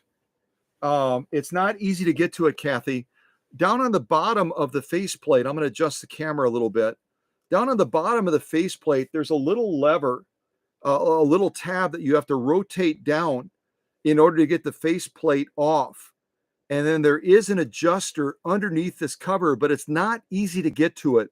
Most of the Husqvarnas, you can just, it's hinged, and you can just open the faceplate up, and you can get in there and readily rotate that little disc that you've seen me do before to adjust the pressure foot pressure. On this one, it's more cumbersome. You have to take the entire faceplate off by releasing that tab and jiggling it loose to get in there. And their philosophy at this stage was that pressure foot pressure was not as much of a factor because this was designed more as an ornamental machine to do all of the fancy decorative stitching. And they would, at the factory, they would set the pressure foot pressure to a certain level to accommodate that general sewing with the ornamental stitching, stitch patterns like these that we've done on the live stream today. But there is a way to adjust it, but you got to take the entire faceplate off and get in there and bump it up or bump it down accordingly. But that's a great question because normally it's visible, isn't it? It's visible on the top, it's visible on the front on some of the Husqvarna models. Here, it's hidden underneath with the assumption that their factory setting is going to meet most of your needs when it comes to stitching with these ornamental decorative patterns. But that's a great question, Kathy. Great question. And thank you to Emma for sending me a quick text to let me know that that question was being asked because, again, I'm not focused on the live chat right now. Great question. All right, I'm going to adjust the camera back again, hoping that we've got it in the right area. So we just did our sunburst pattern on cam C. Now we're going to go to the snaky pattern, which is the red pattern. So again, we've got to kind of rotate our camera over here a little bit. We've got to set all of these to red now. For our stitch selector, we've got to rotate it one click counterclockwise. Then we've got to take our stitch length and we've got to rotate it all the way over to here, way over here. And when you get into the red and the green settings, I'm going to show you up close on our stitch length. When you get into the red and green, you're really, really close to the buttonhole settings. That's our buttonhole setting right there.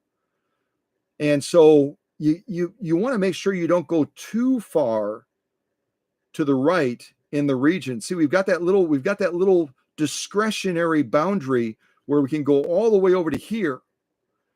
But if you go too far into this region, when you get in the red and greens, you're going to have little or no feed dog movement. And you're especially on more ornamental decorative stitching, it's going to create some bunching and some other issues as far as material feed. So on the red and green, I tend to go a little bit further on the longer side, closer to 0.5, right about there. So we get better feed of the material. Hopefully you can see that. Yeah, I might even go just a hair more over. There we go. So I've got our stitch selector now on red. I've got our stitch length on red. And then I've got our stitch width already on red. It's in that rainbow setting where we have green, red, yellow, blue. All right, so we should be good to go at this point. I'm going to go ahead and get the camera aligned again as best as I'm able.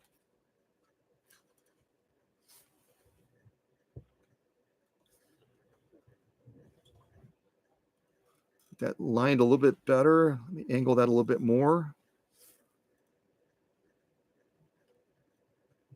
Okay, I think that's pretty good. I think that's pretty good. You can see, kind of see what we're doing down there now. And it looks like our Cam C, our good news, Maureen, Cam C appears to be good to go. There's no flaws in it. So it's adhering to the cam stack beautifully. And we're not having any issues like we did with that original Cam B. So that's great news. So now let's do the snaky pattern, as I call it, and see what we think of this pattern. Let's see what we think of the snaky pattern. All right, here we go.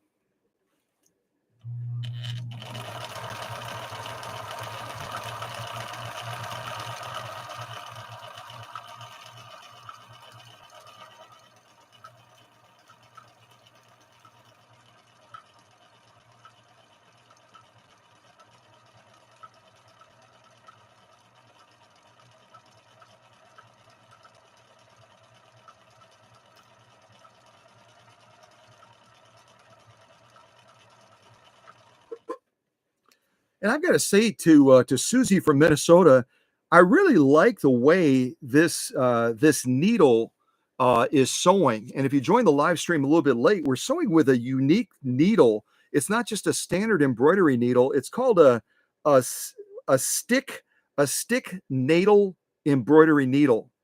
And don't ask me exactly what that is. I know that somebody knowledgeable about needles may have looked it up and posted it into the live chat. It's a very, very high grade embroidery needle.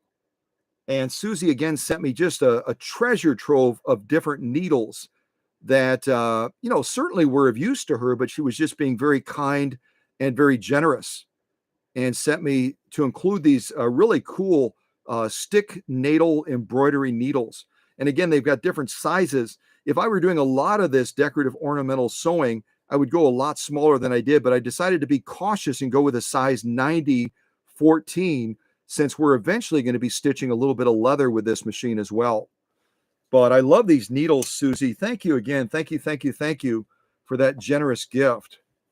So there's our snaky pattern. Oh, do I like that?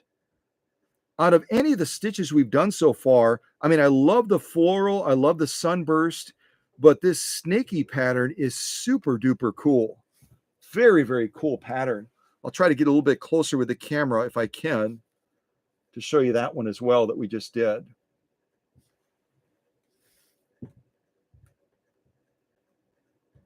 Isn't that lovely? I love that pattern. And we have one more pattern to do on Cam C, and then we'll take a closer look at these. But I just love the way that it overlays the thread on that to give so much depth. It almost makes it look three-dimensional, doesn't it? It almost makes it look three-dimensional. A lovely, lovely stitch. All right. Let me adjust the camera back up again. I bent it way over to try to get closer, and now I'm going to have to fight this puppy to try to get it to go back again.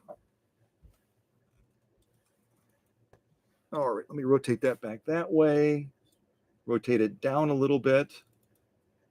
Rotate it that way. Now we got that weird line again. Oh, we can't escape that weird line, can we?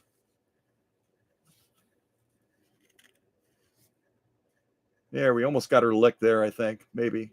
Close. Almost got her licked. All right, let me draw this thread out. We'll do our final pattern. We'll do our final pattern on Cam C for Gretchen. But I love these are so pretty. So pretty. So much depth. Oh, I just unthreaded the machine. What the heck? I got all excited and I just unthreaded the machine. Hold on a second.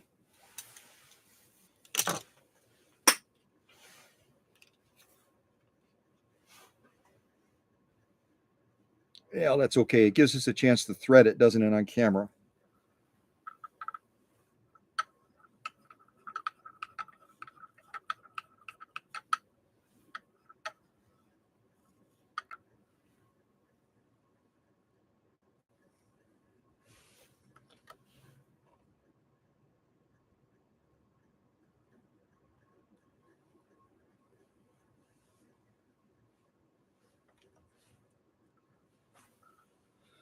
There we go.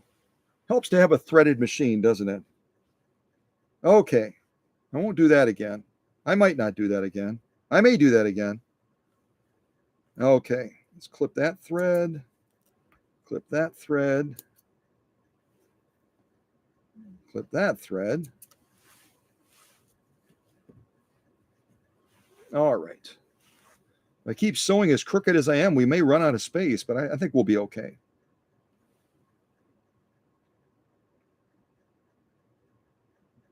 Okay, so we're doing our final pattern now on cam C, and it's going to be, I call it the Christmas tree pattern, but you might call it something differently. This is kind of the pattern that we're going to be sewing right here. This is our cam C right here. We just did the snaky one, we did the sunburst, we did the floral, and now we're going to be doing this one on the far right, the green stitch, the Christmas tree stitch.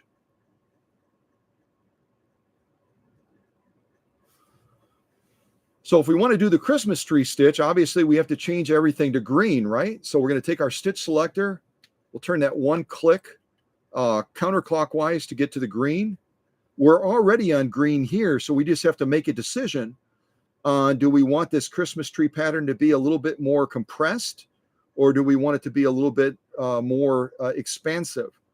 So I'm gonna continue to just kind of side with caution and just keep it right over on this edge. We could go a lot further to the right and make it much more compact, but then I think we would lose some of the definition of the Christmas trees as well. And then finally, our stitch width down here, we've got that in the green range already. So we're going to leave green, green, green, and we'll do this final stitch pattern on cam C that you can see just above my finger right there. All right, so let's do that next. Let's do that one next. See if I can get the camera adjusted so that we can see what's happening down at the needle, hopefully.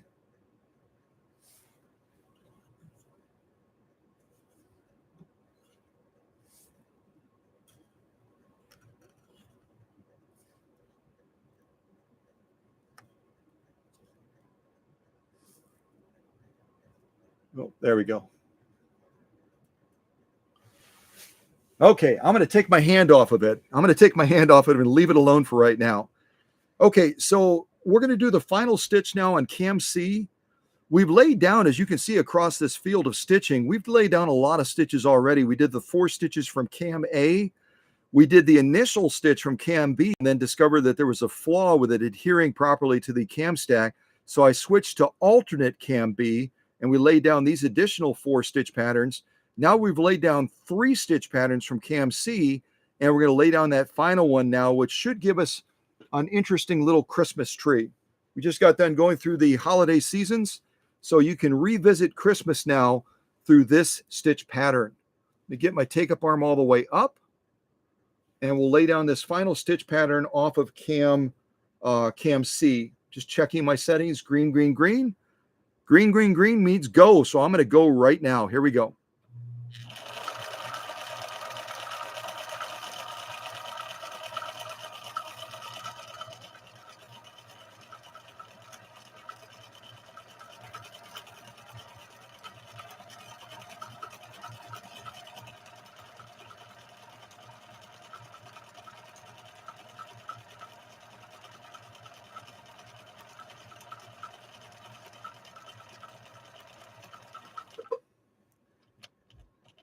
All right, let's spin this around, see what we think.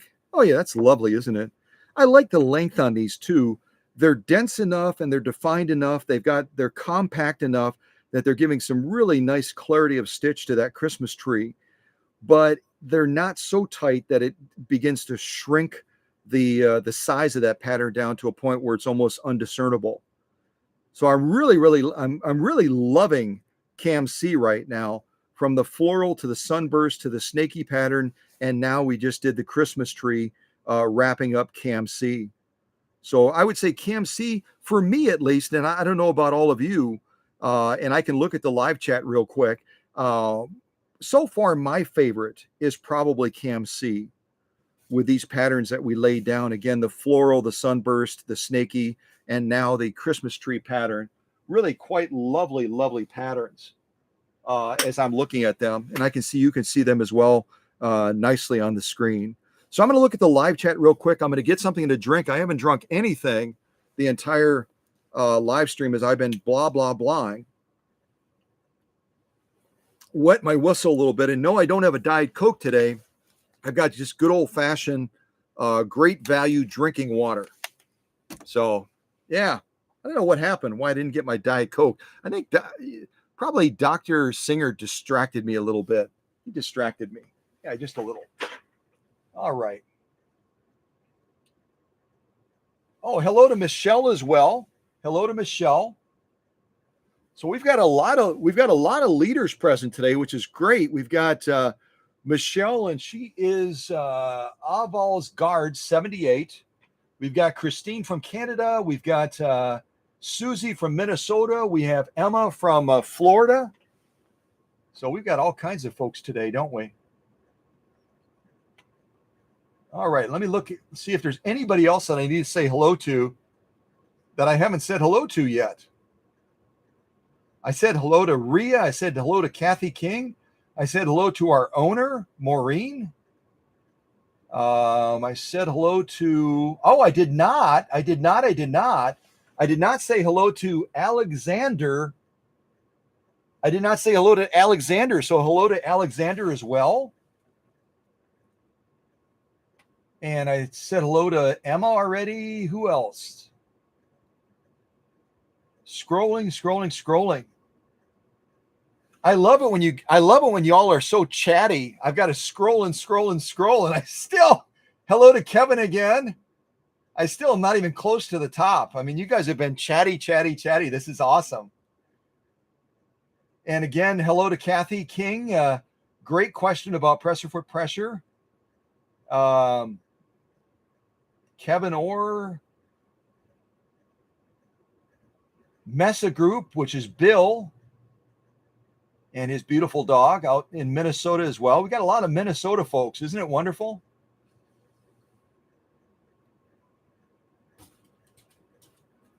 I think I've said hello to everybody. I hope so. I hope.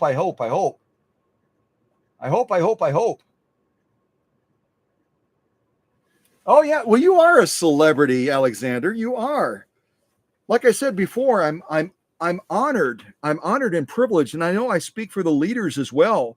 The leaders are honored and privileged by folks joining the live stream and stepping out into the live chat. I call it stepping out into the light. So when we have someone that steps out there and they introduce themselves, we have the privilege and honor of getting to know them and welcoming them officially to the live stream. Yeah, you are a celebrity. Matter of fact, I'll ring the bell for you. How does that sound? Yeah, that's the celebrity bell. All right. So I got to change out cam C now. We got to get our final cam in there, which is cam D, and let's hope that it's in great shape and there's no issues with it. I do have a box of cams. I mean, if we got desperate, I could grab probably another D cam if there was an issue with it. Probably. All right, but in the meantime, let's line these up and take a look at these stitches again. For me, at least, and someone else might look at it differently, and that's not a problem. You know, you can have a totally different opinion as far as which stitch, which cam you like the best. Someone else, I just popped some Tic Tacs in my mouth. Someone else might really love cam A, and that's fine. But we're going to look at cam C right now that we just sewed. Starting with that floral pattern, the sunburst, the snaky pattern, and then finally that arrowhead. I think it's what Kathy gave me the correct term, that it's called the arrowhead pattern. It's not called the Christmas tree pattern. But you know what? I'm going to be a rebel and say you can call it either one. But Kathy, I'm sure Kathy has the proper name for it. So let's take a look at these, see what we think.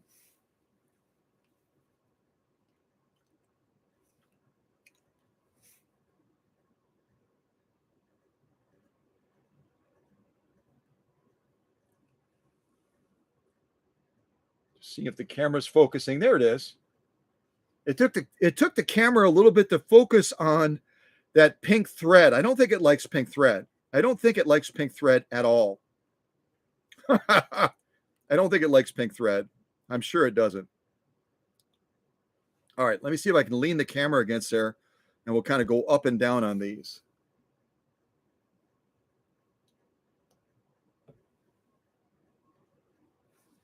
Let me get the camera a chance to focus again. There we go.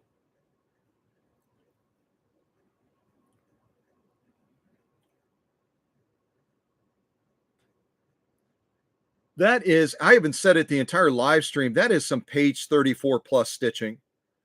It really, really is. Beautiful, beautiful stitching.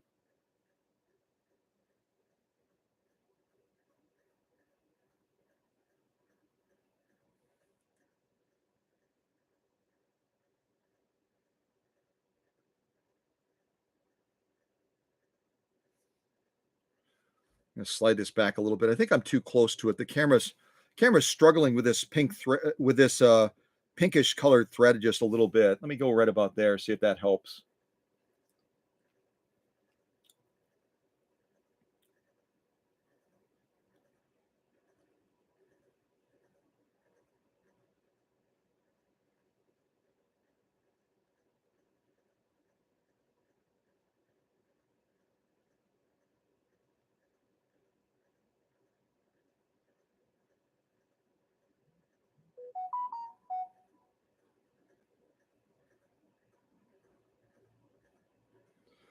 Beautiful stitching. And again, nothing wrong with Cam A. The Cam A stitching we did over here is lovely stitching. And I think I just heard a text come in. So I'm going to check that text in just a few seconds. You know, nothing wrong with Cam A. It's beautiful stitches. Really lovely. But I still like Cam C better so far. I'm more of a fan of Cam C so far. Cam B has some cool stuff going on as well.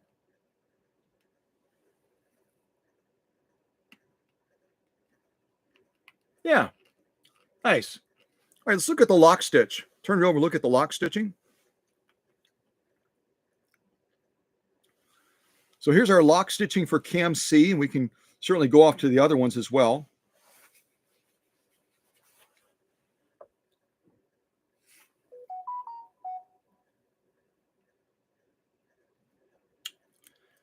Beautiful clarity of stitch. Again, I could do even better if I were to use a smaller needle. If you're doing ornamental stitching like this, it's better to use a smaller needle, probably around a size 70. And we're using a size 90 right now. Size 90 is a little bit bigger than I should be using for this type of sewing, but it's because we're going to be sewing some leather as well. And sewing leather, we got to have just a little bit more meat of the needle to be able to handle that leather thickness factor. But some beautiful, beautiful stitching.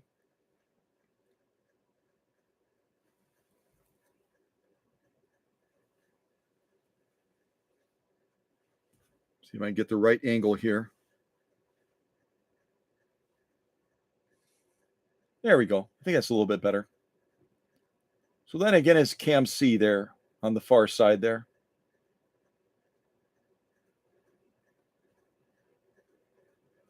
Yeah, I don't think I'm going to use pink thread again anytime soon. It's fine for sewing with, but when you're trying to show it on camera, it's a little bit harder for the camera to be able to get some really nice clarity. Right here in the workshop, if you're looking at it, it's beautiful.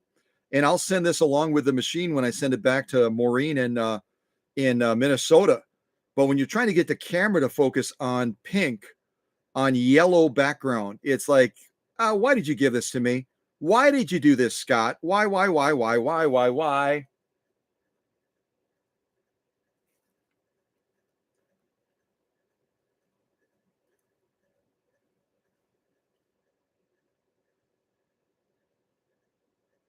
Yeah, I like it. So totality of the stitching is right there. See if I can cut my hand over it. Maybe on that side. Yeah, there it is. Totality of the stitching. This again is our lock stitch. Very, very nice. Very, very nice stitching. And our top stitch as well, as we spin it around here. You can see my fancy letter labeling. ABC. And we're finally going to be able to add a D right over to there shortly.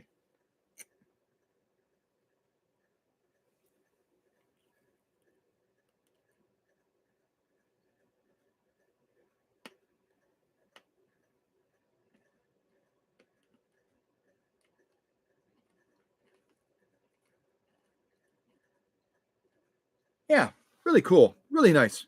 All right, I'm going to set it right here. And now we have to get cam D into the machine. So I'm going to hook the camera back on the table.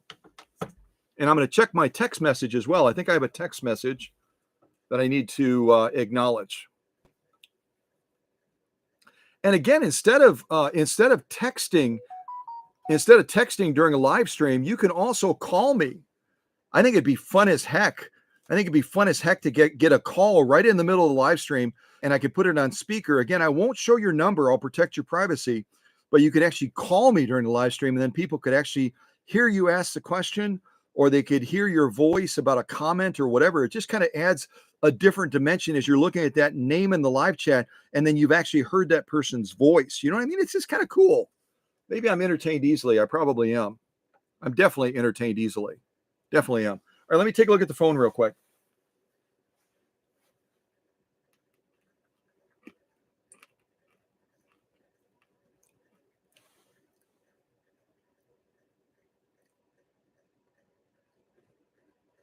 Okay, that was a text message from Susie from Minnesota, and she writes, Kevin wants you to identify what LED bulb is in this machine so he can get one. Absolutely. Absolutely.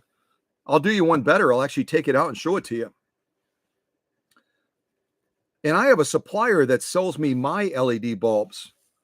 And if Kevin wants, I can also sell him one too. But this is the type of LED bulb that I have in Maureen's machine, Gretchen, right now.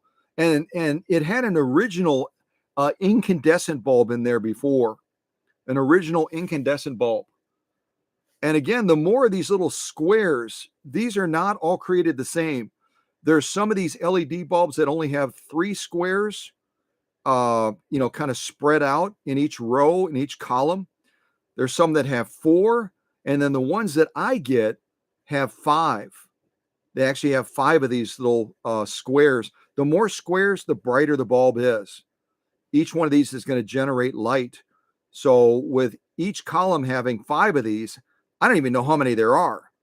I mean, I'd have to put a little mark on there and spin it, but it's got to be 5, 10, 15, 20, 25. Got to be about 40 or 45 of these little nodes that generate the light on here. But again, if Kevin wants to contact me, I don't make money off of these really. I'll sell it to him at the same cost that I get them for, and I can mail it to him. The only thing he'll pay is the cost of the bulb and the shipping.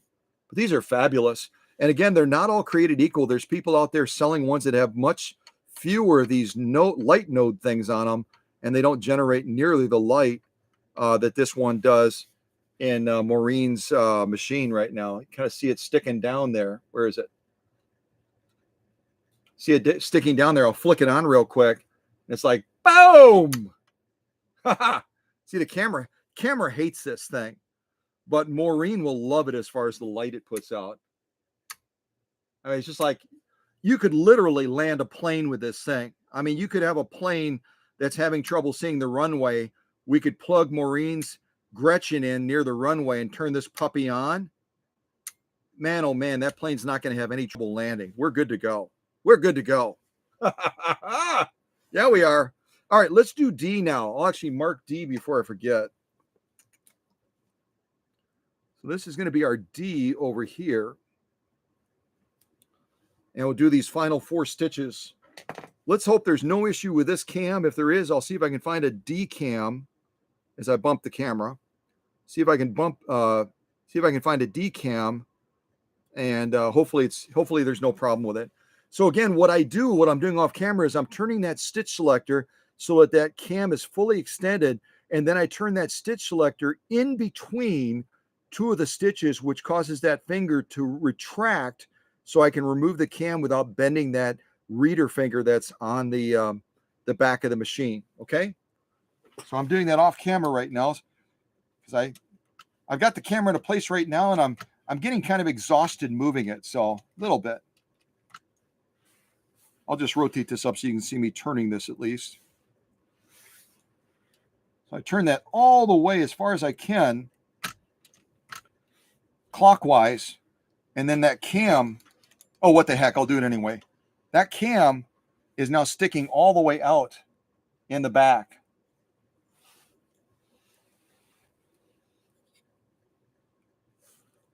Stick out in the back, and then I have to, hold on. Then I have to turn that stitch selector in the middle, and then it retracts that finger, and then I can remove this safely. If you try pulling this out without turning that stitch selector in the middle of the 2 stitches so that that finger retracts, you're going to be potentially bending that reader finger because it's going to be pressed into this cam, and you don't want to do that. You don't want to do that. All right, so let's try to get cam D in now. Hope that this is good to go. Let's hope, let's hope, let's hope. So again, I'm taking that little stitch selector and I'm kind of turning it in between to retract that finger, and then I can press it into the cam stack. And then if I rotate this, it should start pulling it in. See it going in now?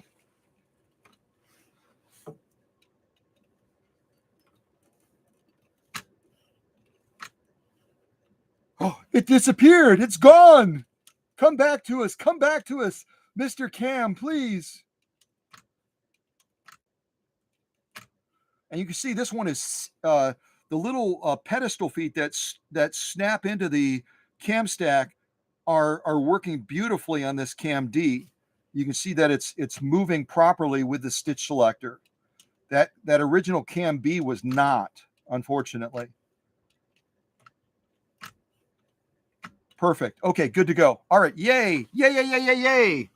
So cam D should be okay. Cam D should be good to go. So let me show you what we're going to be sewing, because this is an original cam D for this model 6020. So this is our cam D over here. Some really cool stitch patterns on here as well. We've got this stitch pattern here, and I know there's probably a proper name for this. I'm going to call it a ticky-tack stitch pattern right here. Then we've got this one here. I'm not even going to try to come up with a name for the yellow one. One of you can come up with a name for that one. Then we've got this, I think that's kind of like a scallop style stitch, the red one. And then we've got this mountain style stitch, the green one. I'll show those to you, and you can come up with the names and type them into the live chat so others know what the proper name is, because I'm probably going to give you the wrong name. Quite sure I will.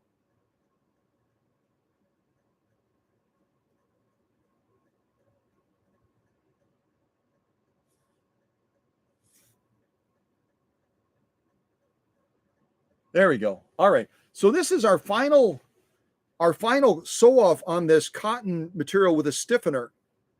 We've done all of these already, all of these stitch patterns. It's kind of a fun shot, a fun angle, isn't it? It kind of shows you that long field of stitch offs that we've done. Crazy, crazy, crazy.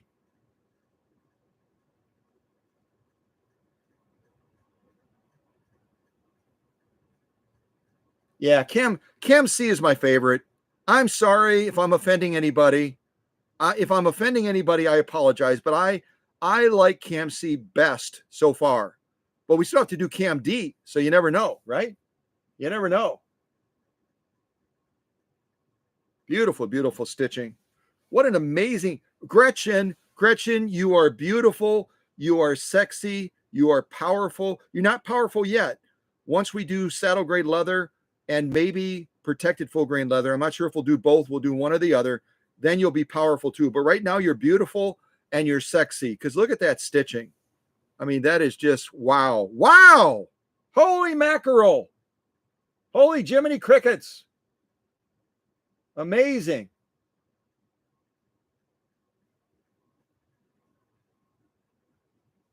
Especially Cam C. I had to say it.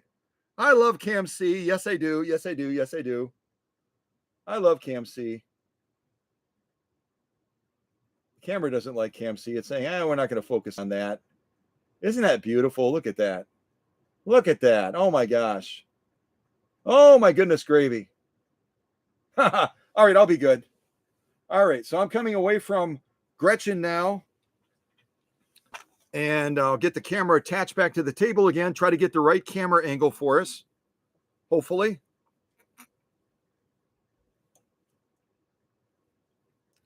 Try to get the right camera angles to do our final stitch offs on this 100% cotton material. 100% cotton material.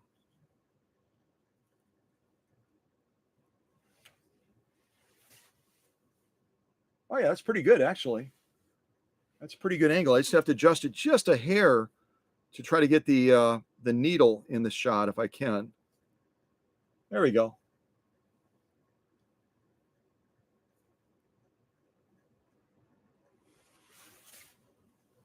Yeah, there we go. Hey, I'm starting to figure this out. Maybe. I doubt it.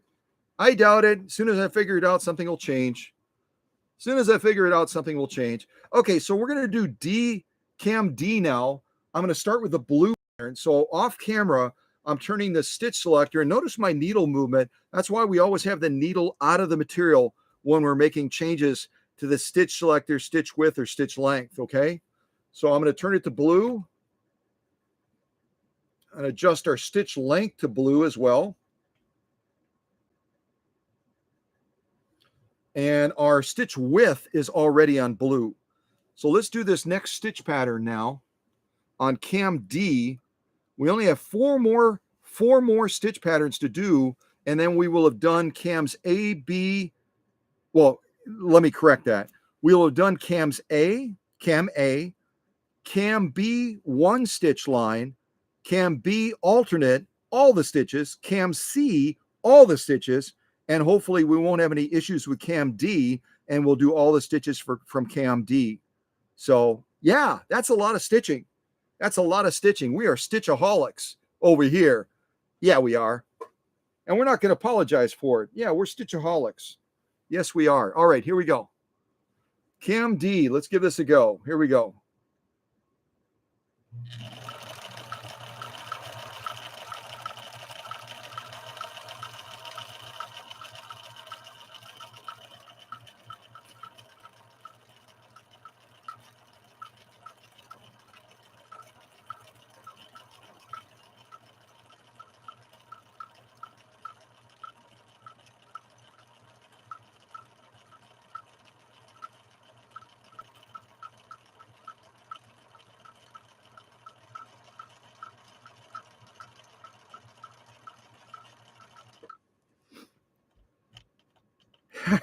I didn't sew so straight, but all the other ones were crooked, so I just kind of fell in line with that.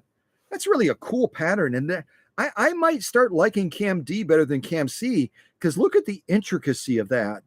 You've got these overlay parts top and bottom to mark those peaks and lower points of the stitch pattern. It's incredibly ornate, incredibly detailed, and it's also using that try motion feature to manipulate the feed dogs to help us generate a pattern like that. I think it's fantastic. I think it's a fantastic pattern. Yeah, really nice. All right, 3 more to go. 3 more to go. 3 more to go.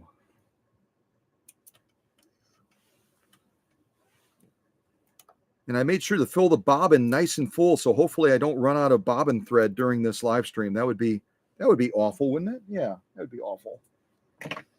All right, let's get this back in place. Now we're going to do the next stitch pattern on cam D. The next stitch pattern on cam D, which is going to be our yellow stitch. Our yellow stitch. So I'm going to click the stitch selector 1 counterclockwise. We're already on yellow on the stitch length. We're already on yellow on the stitch width. And again, you can see this stitch pattern on here. I'll show it to you on the machine again real quick as well. I'm just not going to change the bend of the camera so that I can hopefully not have to manipulate it as much when we get back. So right here, you can see we did this blue one. Now we're going to do yellow. Then we're going to do red and green.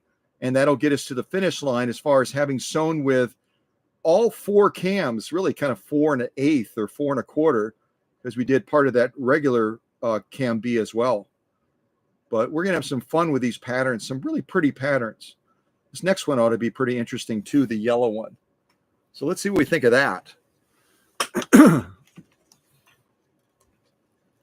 All right, I changed the camera. Now I have to kind of bend it back again. Let's see if I can do this. A little bit too much. Bend that back. Bend it that way. There we go. Almost got it. Yeah. Hey, that's a good shot. How did I do that? It had to be a mistake. And Mr. Bean is off camera going, little to the left, little to the left, little to the right, little to the left, little to the right. I don't need the feedback, Mr. Bean. I'm doing my best. I really am. But you know, it's like if you're in somebody's, if you're in somebody's place or they're in your place and you're trying to hang a picture and they're the ones, you're holding the picture and they're saying, bring the left side down a little bit. No, that's too far. Bring the left side back up. Okay, now you've gone too far on the other side. You know, have you ever tried to hang a picture with someone and you're the person that's holding the picture in someone's living room or kitchen or what? It's a nightmare. I mean, I've had bad dreams about hanging pictures after experiencing that. It's just, whoa, yeah, let's not do that again. Let's not hang pictures ever again, ever. All right, so now we're doing the yellow stitch pattern. Let's see what we think of this one. I'm going to get my take-up arm all the way up. It's kind of halfway down right now. And I haven't shown y'all. I hate to move the camera because we got such a great angle right now. All right, I'm going to do it anyway. This is our take-up arm right here. Where is it? There it is. This is our take-up arm right here. You want to bring this to the highest point when you're launching. So I've got to go a little bit further, a little bit further, a little bit further, and then you stop right before it's beginning to go on the downstroke. Watch it, wait for it, downstroke. See that?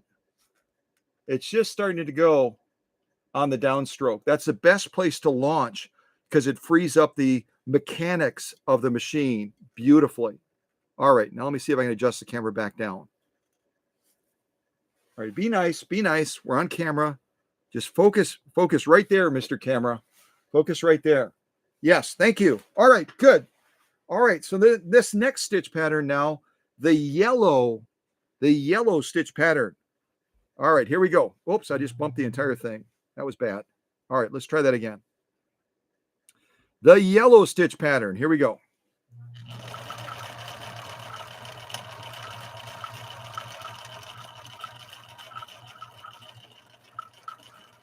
And I'm going to stop right there. I'm looking at material movement. We are moving, but we're moving very, very, very, very, very slow. So I am thinking that what I might want to do is midstream. Let me just adjust that a little bit. What I might want to do is make a slight adjustment. I've got to bring my needle up. I'm going to make a slight adjustment on stitch length. Hope I didn't just gum up the works. I might have gummed up the works. If the thread breaks, it's my fault. It's because I just manipulated it manually while it's in the middle of a stitch pattern. But I think our certain patterns require a little bit more stitch length. And again, on stitch length on the machine, I showed you've got a little bit of discretion. I think I might have set it a little bit too short. So I'm going to lengthen it out a little bit. The thread breaks, I'll rethread the machine and we'll move on from there. But hopefully I can move forward without that happening. Let's see what happens. All right, here we go.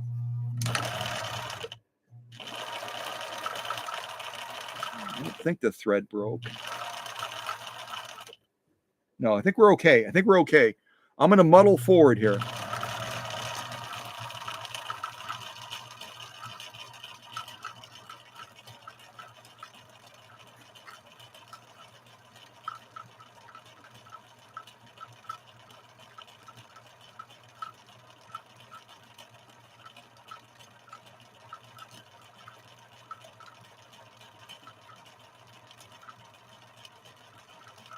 Yeah, I made that too short.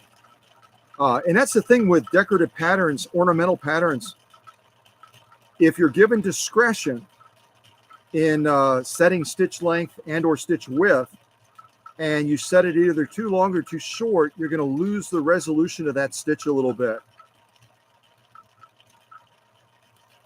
This particular stitch pattern on Cam D requires a little bit longer stitch, length. A little bit longer stitch length. We still got a beautiful pattern, but it's too tight. It's way too tight. You can see that. You can see the definition trying to pop through, but I've got the stitch pattern too tight. And so we're getting too much overlay in too small of a space. And that's because it gave us discretion to set that stitch length only the stitch length. It didn't give us discretion as far as the stitch width. Beautiful stitching, but it's all clogged up because there's not enough stitch length to give it opportunity to spread its wings. So lesson learned, when you're working with cam generated stitches, certain stitches are going to be more sensitive to the stitch length setting and or the stitch width setting. You'll have to make adjustments accordingly. Okay. But this would be a heck of a mending stitch right now, wouldn't it? Be a heck of a mending stitch.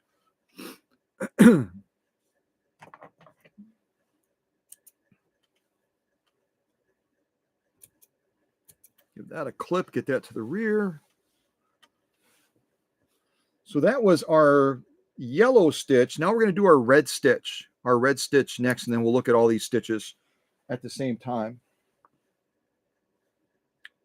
I really like the look of that. Even though it's not displayed the way I would want it to display, it's still really a beautiful stitch. Okay, let's do the next one. Now we'll do the red stitch.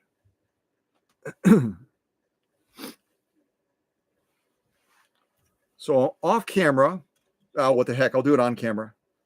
On camera, I'm changing our stitch selector to red, right to there. Going to move this to red as well, our stitch length, which we now realize is very sensitive to certain stitch patterns, don't we? Going to the red region. This is already on red, our stitch width. So our stitch width is red, our stitch length is red, our stitch selector, cam selector, is on red as well. So we're good to go. Now we're going to do the equivalent. I call it kind of a scallop stitch, but that might be the wrong name for it. So once someone sees it, they can tell me what they would call it. All right, so let's do the red stitch next.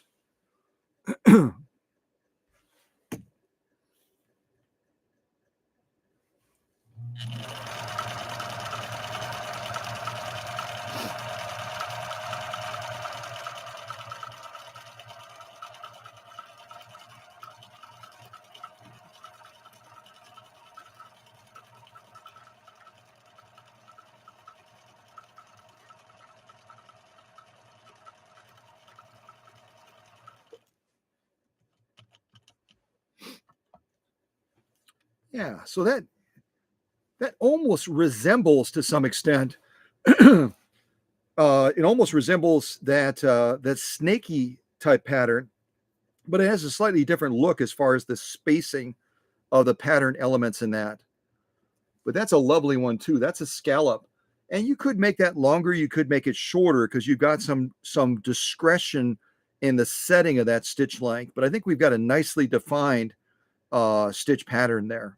And again, it does a little bit resemble that snaky pattern, but if you look at the two side by side, this has a little bit more girth to it.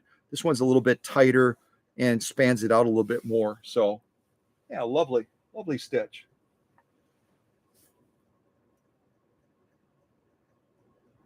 Yeah, okay. So I've got one more stitch pattern to do. I've got the green stitch pattern on cam D, and then we'll be done with this phase of the live stream, which I'll call the decorative ornamental marathon. The decorative ornamental marathon, as we went through all of these camps. All right, let's get that into place. And now we'll do this final stitch pattern. So off camera this time, I'm not going to move the camera again.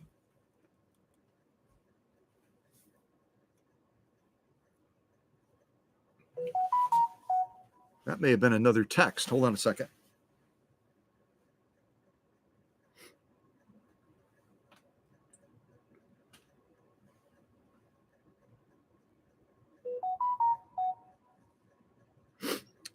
Okay, and Christine from Canada is sending a text saying, Kathy is asking a question in the chat that I cannot find an answer to, Scott. Okay, no problem. Let's look at the question, see if we can get an answer now. Otherwise, if we have to research it, then we'll circle back the next live stream with the answer, and we'll share it at that time. But let me see what the question is.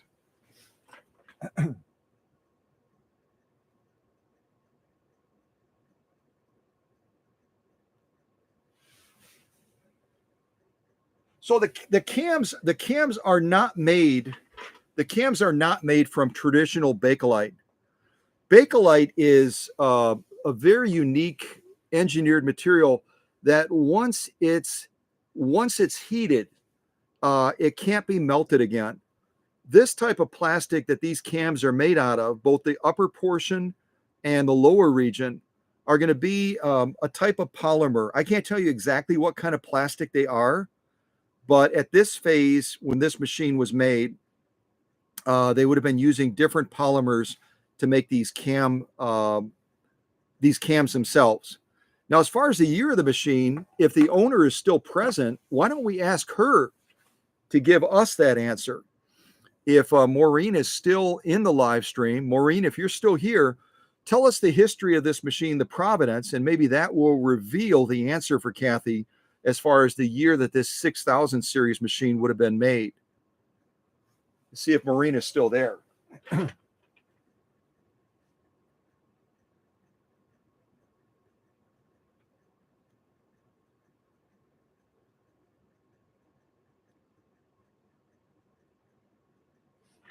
don't know if Maureen is still here or not.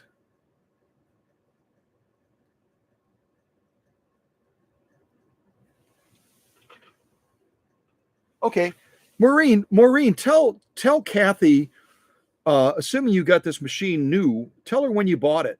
When did you buy this machine?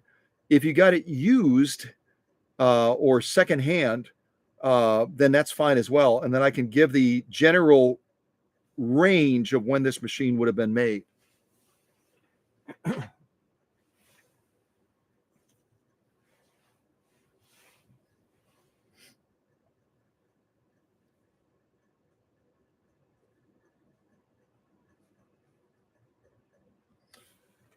We'll give Maureen just a little bit to see if she can answer the question.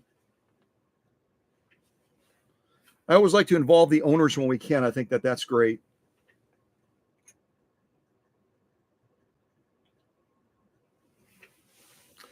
Yeah, and I would have guessed a little bit later than that. So Maureen is saying she bought this model 6020 in the late 1960s, around 1968. I would have dated this machine a little bit later than that, and that's because they made the 6000 series in different flavors all the way into the 1980s. So I would have dated this machine probably early 1970s, 71, 72.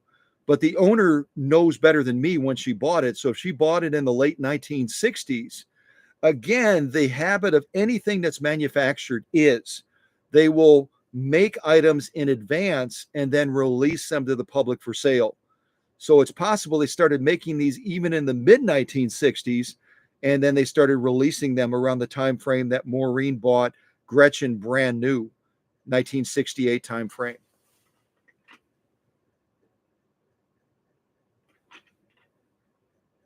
Yeah, and Christine and I are like-minded. Christine, my friend from Canada, was thinking just like me, early 1970s. And you know what? It's been a long time ago, so it's hard to say for sure, but I would date this machine early 1970s. Again, Christine and I are like-minded in that respect. And so somewhere 1960 to 1970s, I think is a safe guess on this 6000. But realize there were a lot of different flavors of the class 6000 version of the Colormatic series. A lot of different versions. So the dating of the machine sometimes can prove to be a challenge. And here's the reality about our Swedish friends over in Husqvarna. They didn't do a bang up job of keeping records either. They didn't do a bang up job. And if you go to their website, they give general brackets of certain key models, including the 2000 series that initiated this Colormatic series. But they don't do a heck of a job in dating things. They don't do a great job. So I would lean more towards the owner in this and saying late 1960s, early 1970s, as Christine and I both had said. So.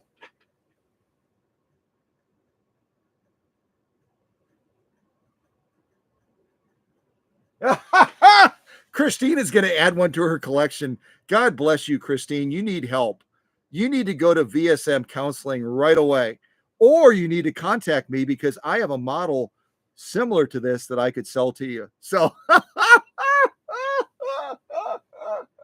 Intervention, intervention, help, help, help, help.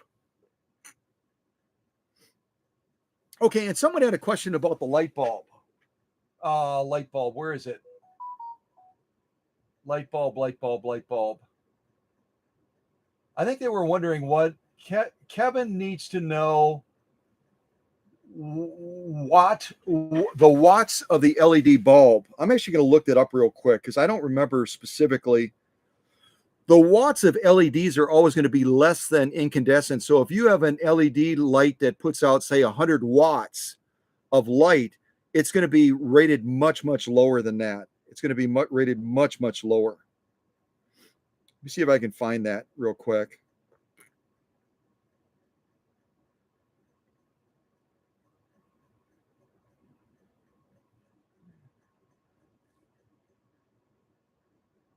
Give me just a moment here. I'm just seeing if I can look with my supplier to see if they actually give me the watts of it. I don't think they do. I don't think they do.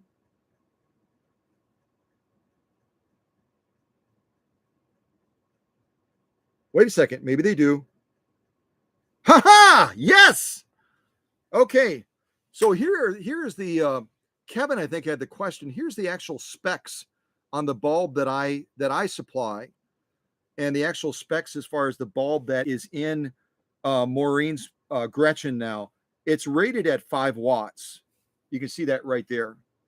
It's rated at 5 watts. So you have a 5-watt LED bulb that's putting out the equivalent of probably close to 50 watts. It puts out almost 10 times the light based on 1/10 of the wattage. So the rating on that is going to be 5 watts to answer Kevin's question. And this particular one that I use, you can see the color here.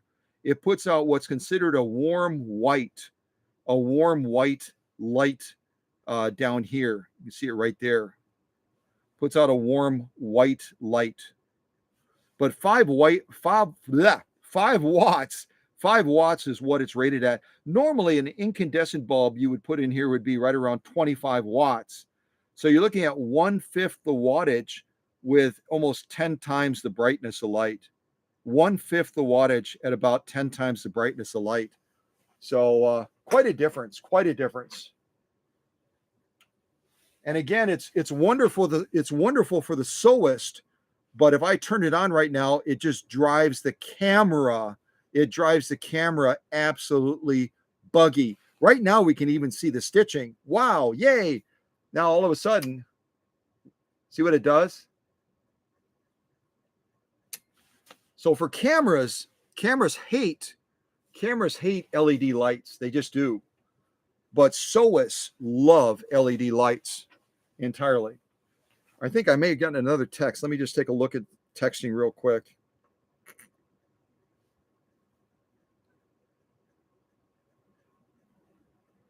No, I was wrong. So during the live stream, I've gotten a couple of texts. I got one from Emma, from Christine, and from Susie. Yep. So no other text messages right now. And again, don't be afraid to call me.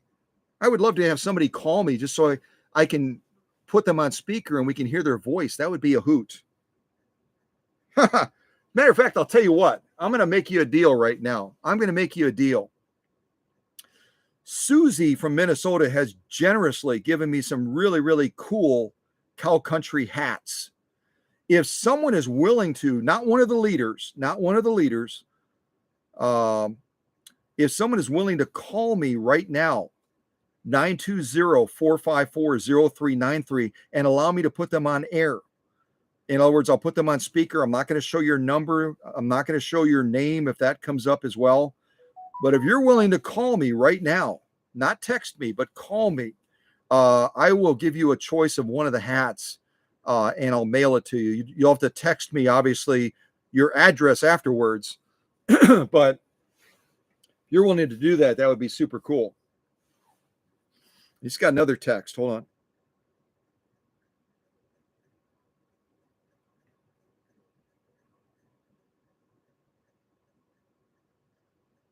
Okay. Yeah, my pleasure. Kevin, I think, just sent me a text. And he said, "Thank you, sir. Perfect information. You're very welcome." Kevin. I'm glad that I wouldn't have known you had a question, but thank God again. Thank you, God, for the blessing of the leadership team being there in the live chat, interacting with our family, getting these questions, sending me a text, and giving us the opportunity to share that information. That's wonderful. So yeah, if anybody wants to give me a jingle right now, give me a call. I'll put you on speaker and you just say, "Hey everybody, what's up?" Something like that. That would be totally cool. I think I'm getting a call right now. Oh my gosh, I am. This is so exciting. Ha! Yes. And the call is from the great state of Montana. The great state of Montana. Let's see who we have here. We put it on speaker. Hey, this is Kevin. Hey, we got Kevin on speaker, you guys. Go ahead and say something. Sing us a song or do something, Kevin. Do something fun. Yeah, do it. I just wanted somebody to call, so I'm here to help. So Kevin is calling us right now. So I'm going to give Kevin a choice of hats, and I'm going to adjust the camera so that I can show him the hats. He can pick the hat that he wants. I haven't even opened the new box yet that Susie just sent me of even more hats. So Kevin's going to be picking from the runt of the litter. I'll have more hats that I can show soon. But where do you live in Montana, Kevin? Okay, so I'm not living in Montana. I'm stationed in Virginia. No, you said stationed. Are you in the military? I work for the federal government. Okay, Kevin works for the federal government, and he's stationed in, you said Virginia, right? I'm stationed in D.C., but Virginia is right outside. Okay. So northern Virginia. So here's what we're gonna hypothesize about, you guys. Is Kevin is a top secret classified spy. I've been watching Madam Secretary on Netflix, and they're always talking about classified this, secret this, all that. So I'm going to protect Kevin's identity even more because he might be in a real sensitive job with the government. And all we're going to say is that he lives somewhere on the East Coast. We're not even going to say Virginia. We're not even going to say Washington, D.C. We're just going to be really, really oblique and, nondescript. Good. A lot of crazy stuff going on. A lot of crazy stuff going on. And so whatever role you're doing in the government, we want to thank you for your service. I always say you don't have to wear a military uniform to be a patriot and to be safeguarding our country. So thank you for whatever you're doing within the government. Okay? Absolutely. All right. So let me do this real quick. As my camera is doing weird things. Let me do this real quick. I'm going to change the camera angle. I'm going to set the phone down real quick. Hold on. All right, let me change the camera angle a little bit. This thing is driving me nuts. Okay, you bend up. There you go there. All right, go there. Yes. All right. We finally have a camera angle that I can work with, I think. Okay, so I'm going to put Kevin over by the microphone, or at least in the direction of the microphone. I'm going to grab the hats, and I'll show him the hats that we have right now. And we do have a lot more hats.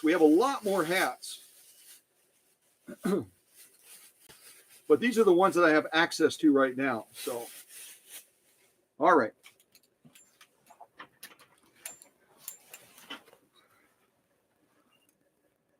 Okay, I'm angling the camera, bending the camera up. There we go. So this is the first one that I can show you. Let's see. Let me angle it a little bit more like that. This is the first one. It's a white hat. It has kind of a scrolly style writing. That's number one. Yes. Then I've got this one that has more of a block style writing. It's kind of a gray hat with red lettering. Yes. That would be another option. And I've got this one. It also has a block style writing, but it's not quite as dense as the red one, with kind of a white black hat. Yes. And I've got this white hat is kind of a scrolly writing as well. And then finally this one that has kind of a block style writing on it with a white hat, black lettering. So this is the last one, second to the last. That one, and you can just say stop when you see the one you want. The gray one, it would be fantastic. This one here? There you go. Okay, so gray with red lettering. I'm going to set this one to the side for Kevin, and this will be the one that after the live stream or during the live stream, whatever, he can text me his address, and I will mail this to him straight away. And if there's any bad people watching right now, you better just as I said to Mike Sand, you guys remember many moons ago, I introduced to you Mike and Jill Sanborn. Mike retired from the FBI. Jill, at the time, was deputy director of counterterrorism, and I communicated with them. I texted with them. I actually mailed some stuff to Mike as well. Mike mailed some stuff to me, and I got a little bit emotional because I love our country so much, and I love those that safeguard us as well from the bad guys. And apparently my emotional response was so moving to Jill, who had direct contact with the FBI director. She literally went in to meet with him. She said, "Sir, you got to watch this video of this guy in Wisconsin. He really defended us. We've been under, the hot lights from a lot of people that don't love the FBI." And the FBI director said, "Would you let Scott know that it means so much what he said on that video clip?" It's actually on the channel right now if anyone wants to look it up. But Jill is still with the FBI now. We don't know what Kevin does in the government, but we're so grateful to have him there, aren't we? Yes, we are. So if any of you want to type in the live chat, thank you to Kevin and others that are making the difference, and that will never hopefully have another 911 again. You know what I mean? So this is Kevin's. I'm going to set that to the side. I'll get these others out of the way, and we'll finish off this live stream. But I greatly appreciate that. Thanks so much. Yeah, very kind of you. Thanks for calling in, Kevin. You betcha. I'll speak to you later. All right, take care. Coming to you. Yep. Bye. Bye-bye. Well, that was cool, wasn't it? That was really cool to get a call from Kevin, who does not live in Montana and is somewhere on the East Coast. And we'll just leave it at that. All right. So I'll set these other hats to the side. And again, thank you to Susie for making all these hats so that we can do fun stuff like this and make them available for those that want to wear the country colors. All right. And we still have another stitch off to do after all of that. All right. Let me get the camera line back up again. Get this lined up over there.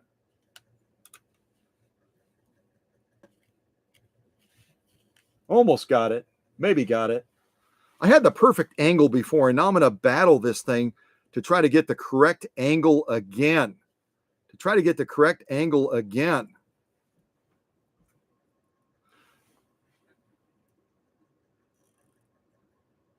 There we go. I think I almost got it. Almost got her there. All right. So we're finishing up Cam D. We've done 3 stitch patterns so far. We're going to do the final stitch pattern now. I've got to set the machine to green. So I'm taking off camera. I'm taking the stitch selector. I'm turning it to green. I'm also setting our stitch length on green. I'm going to leave it a little bit longer. And then our stitch width is already on green. Okay. All right. So we're going to do this final stitch pattern, and then we'll do a little bit of stitching on leather, and then we're going to wrap this up. And I told you guys, when we're doing this stuff, we're doing all kinds of fun stuff. You're interacting with folks. Do you believe that this live stream has already been running over 3 hours? Over 3 hours. Unbelievable.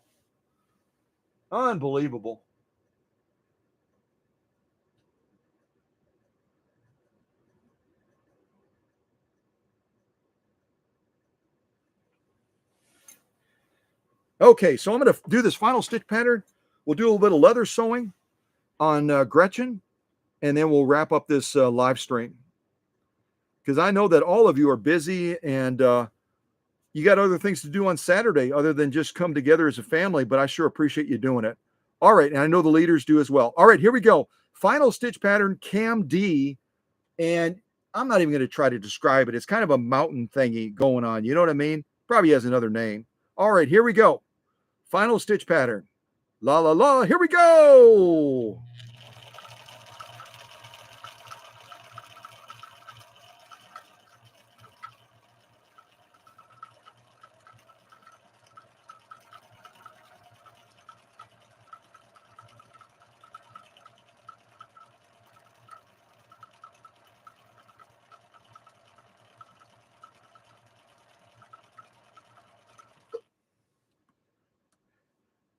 And I did not measure this material to cut it to fit these 4 cams, but I'll tell you one thing, I did a pretty good job. I mean, I can't sew straight to save my life, but I did a pretty good job. We filled up this entire block of material using these 4 cams, 4 and some change, because we started on the one B cam that had a flaw and then moved to the other. But amazing. I don't even know how I did that. I don't even know how I did that. Probably wouldn't be able to do it again. All right, let me get that back into place. You know what? I'm kind of torn. I'll show these to you. I'm kind of torn between the C cam and the D cam. Now, the D cam, apart from that one that I made way too tight, the D cam has some really, really cool decorative ornamental stitches as well. I'm still leaning towards C. B, yeah, whatever. But A is pretty cool too. It probably in rank order for me. I probably would go with C, D, A, and then B.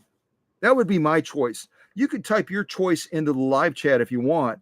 Again, mine would be C, D, A, B as far as my preference and pick as far as my favorite stitch patterns or cams, I should say. My favorite cams as far as the way they present and just the overall appearance of them. Yeah, that would be my pick. You might have a different pick, and that's okay. It's totally okay to have a different pick. Yeah.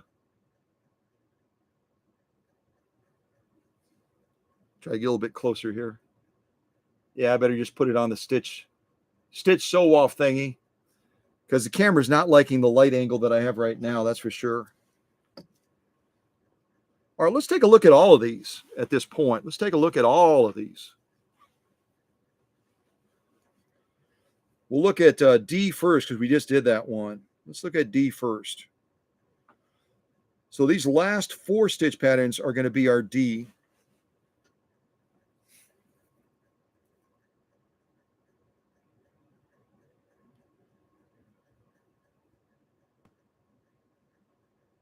Really, really nice stitching. I like that a lot.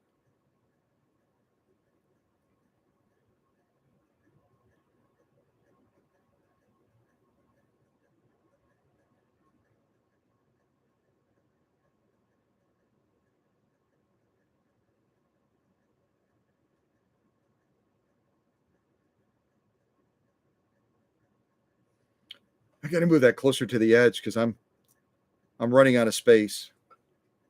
Anyway, you can see the D. The D is lovely, lovely stitches. I would say probably page 34, edge of page 34 plus. Really, really some beautiful stitching there.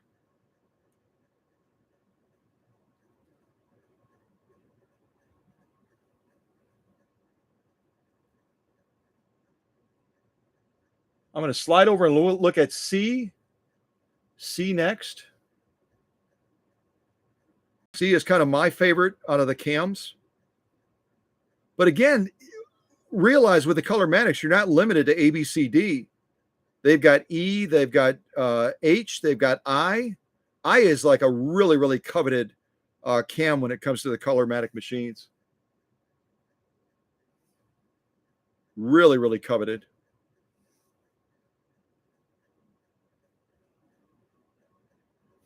Then we've got B. I'll say B and a half. B and a half or B and a quarter or something like that, because we use 2 different B cams.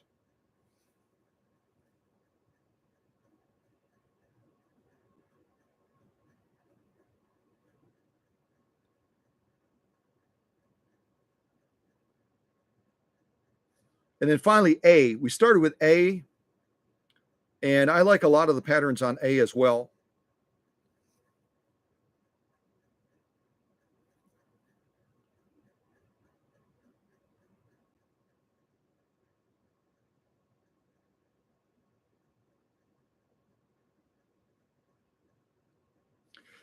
But all in all, and I don't know if I'm going to be able to come out and show you the totality of stitching, but look at all the stitching that we did on this live stream, just using this 100% cotton with this stiffener.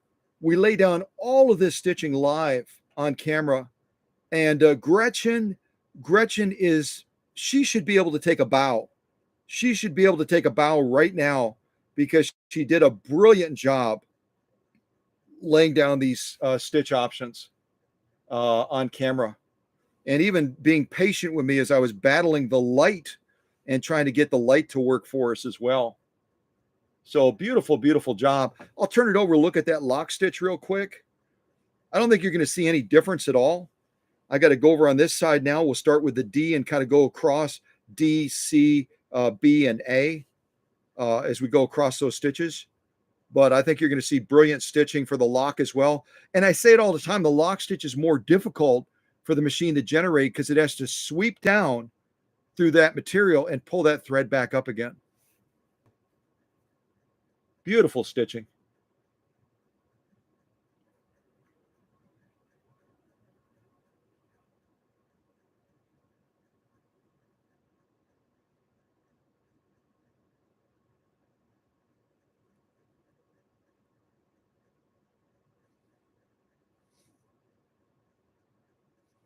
Kind of move over towards C a little bit now. Moving over towards C.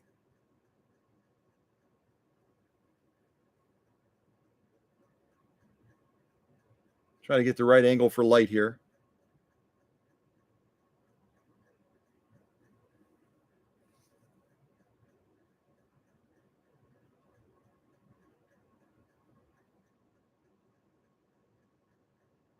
Beautiful stitching. Wow. Wow. Really, really nice. Now over to B.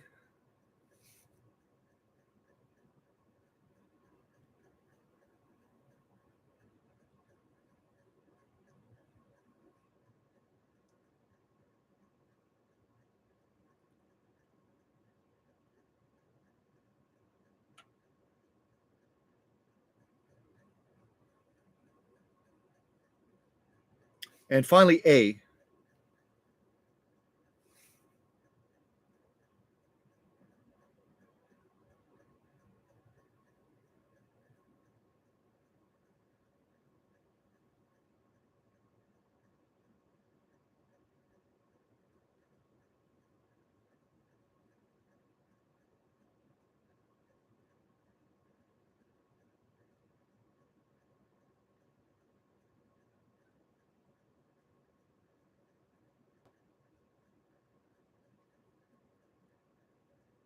So totality of the stitching, I'll try to come out as best as I can. Maybe if I cup my hand over the top of the camera. So that's our lock stitching on the back of that material. But that is a field of stitching right there, folks. All of that done on this live stream to put Gretchen through the paces. All of that stitching, lock stitch, and then also the top stitch on the other side as well. So great job, Gretchen. I'll throw that to the side, and we'll just do a little bit of sew off on leather real quick. The needle I'm using again is an embroidery needle, but I've been a naughty boy. I've been a naughty boy before, and I've sewn leather with an embroidery needle. And being that this is a size 90 14 needle, I'm going to push the limits a little bit and see if we can do some stitching on some, why don't we do saddle grade leather? I think that'll probably show the pink thread a little bit better. That'll show the pink thread a little bit better than the protected full grain leather. So I'm going to get this saddle grade leather, show it to you from the side, probably about 3 ounces of leather, just about 3 ounces of leather. And again, they use this in horse applications and all kinds of stuff. Gun holsters, you name it, they do it. And I'll probably see if I can put cam C in, my favorite cam. You know what? That's not fair. That's not fair for me to have that option to say, I'm going to put cam C in. I'm going to stay away from cam B, but I'll let all of you enter into the live chat. Should we do cam A? Should we do cam C? Or should we do cam D as far as sewing the saddle grade leather? And I'll do all 4 patterns that are on whatever cam the consensus chooses So the more votes for one cam, the more likely we are to go with that cam. So go ahead and type in the live chat. I'll let the moderators kind of tab things up if we get quite a few entries, and then either Christine or Susie, whoever, can type in their winner's choice is this cam. Scott, let's go ahead and do that one. Does that sound fair? So I'll let you all pick the cam, either cam A, C, or D. I'm just going to steer away from cam B for right now. Cams A, C, or D. Get this in place, ready to go.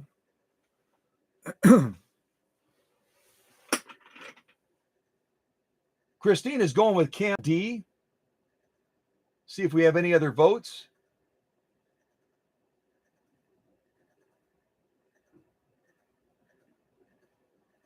Shopgoodwill.com. That's fun. I've gotten a lot of machines that customers have sent me that they bought on Goodwill on the West Coast, and also there's a real big sales point for Goodwill over in Michigan as well. I've gotten a number of machines from the Michigan Goodwill store as well. They do a pretty good job of packing it, actually. The Goodwill folks generally pack things pretty well. Kathy King is saying, "Hey, Maureen, the owner gets like 2 votes, don't they? Does the owner get 2 votes since it's there? I'm doing this live stream to honor them and to honor Gretchen. So we got 2 votes for Cam A right now because the owner said, let's do Cam A." Plus Christine voted for Cam A, so that's 3 votes. Oh, Susie voted for Cam A too.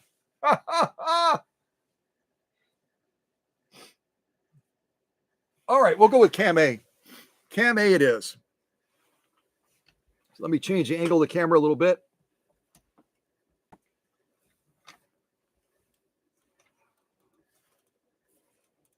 I will eventually figure out this snaky thing that holds the camera. Eventually, we'll figure it out, but not today. There it goes. It's crashing and burning. Oh, goodness gravy. Okay, stay. Be nice. Be nice. Be nice. Stay right there. Stay right there, Mr. Camera, Miss Camera, whoever you are.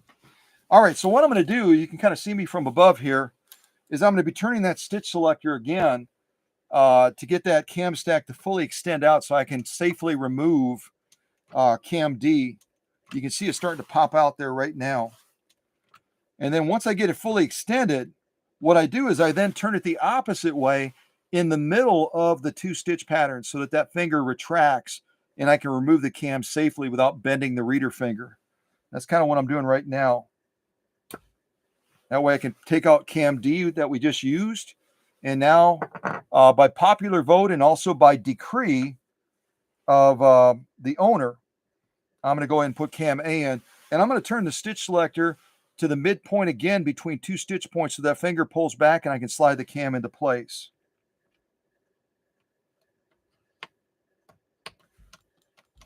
All right, so I just snapped it in place. Now I'm going to verify that it's moving freely.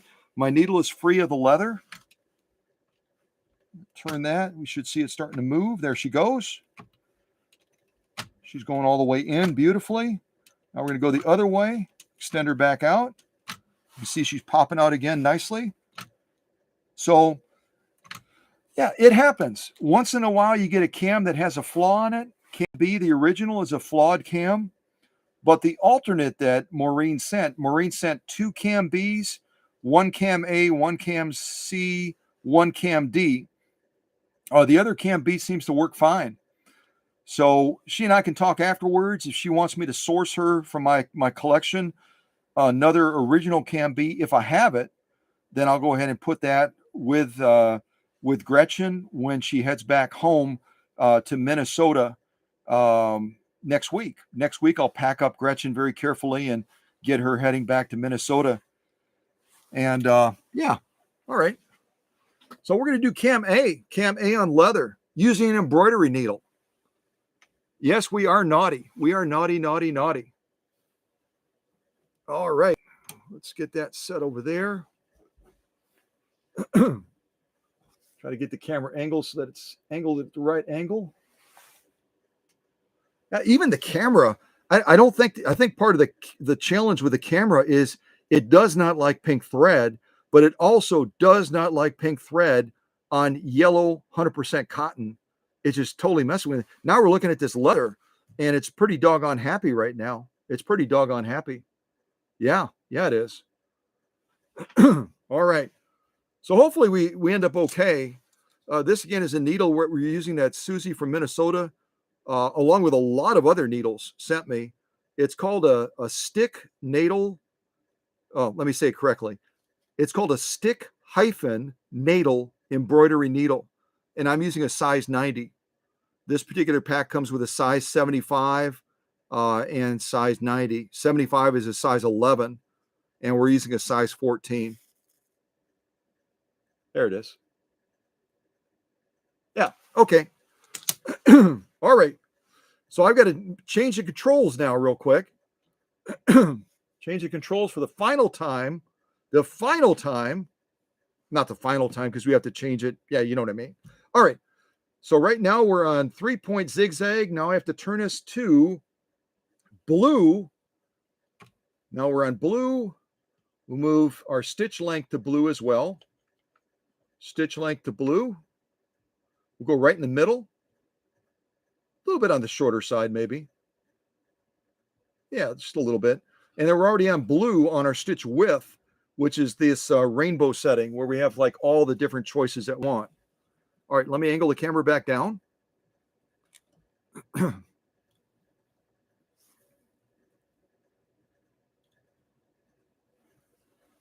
if I can get, I'm going to really push the limits here. I'm going to see if I can go a little bit lower. See if I can go just a little bit lower. There we go. That's the angle that I was hoping for. Okay, so now we're going to sew saddle grade leather, about 3 ounces. We're using a stick natal embroidery needle, size 90-14. We're sewing with Coats & Clark XP, what is it? Coats & Clark XP dual duty thread from Joann Fabrics. And we'll see how it does. I didn't test this. If we break a needle, thank goodness for Susie's generosity, I've got more needles. So we'll replace the needle, but I think we'll be okay because it's a size 90. I think we're okay. Let's see how she does. All right, here we go. Blue, blue, blue. Yep, we're all set. All right, here we go. And I'm actually going to make this just, hold on, one more quick adjustment. I made the stitch length just a little bit longer because we're dealing with leather. All right, here we go. Keep your fingers crossed. Also, I hope we don't run out of bobbin thread. I haven't checked that for a while either. All right, here we go.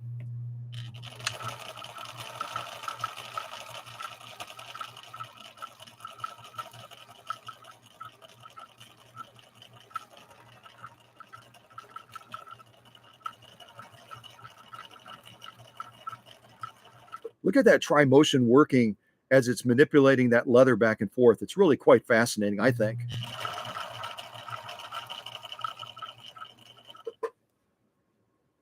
Oh, is that beautiful? I love the pink on the brown leather. I love the pink on the brown leather, don't you? That's spectacular. So if anyone ever tells you in a Facebook group or otherwise, you can't sew leather using an embroidery needle, you can't do it. We just did. We just did, and it's absolutely page 34. That's gorgeous. That's lovely. So remind me, you guys, would you remind me, please? Never, if I'm going to use pink thread again, don't put it on yellow cotton. Don't do it. Because right now the camera's saying, I was battling the color. I was battling the color. I can handle this. Yeah, I can handle this. All right. We still have bobbin thread. We're probably getting low. I think we've got enough, hopefully. Hopefully we have enough. Gretchen is ready to rock and roll. Oh, and this is that's our lock stitch right there. Sometimes you have to make a little tweak for the lock stitch when it comes to leather. And I could certainly, right now I'm set on that default red dot, which is like a sweet spot according to Swedish standards. But if this looks fine, but if it looked a little bit loosey-goosey, all we would do is just bump our upper tension up a little bit. That again on the machine is right here.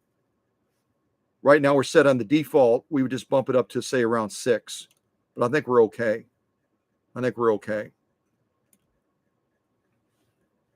Yeah, that's a decent looking lock stitch, especially considering we're using an embroidery needle. We're not using a leather needle.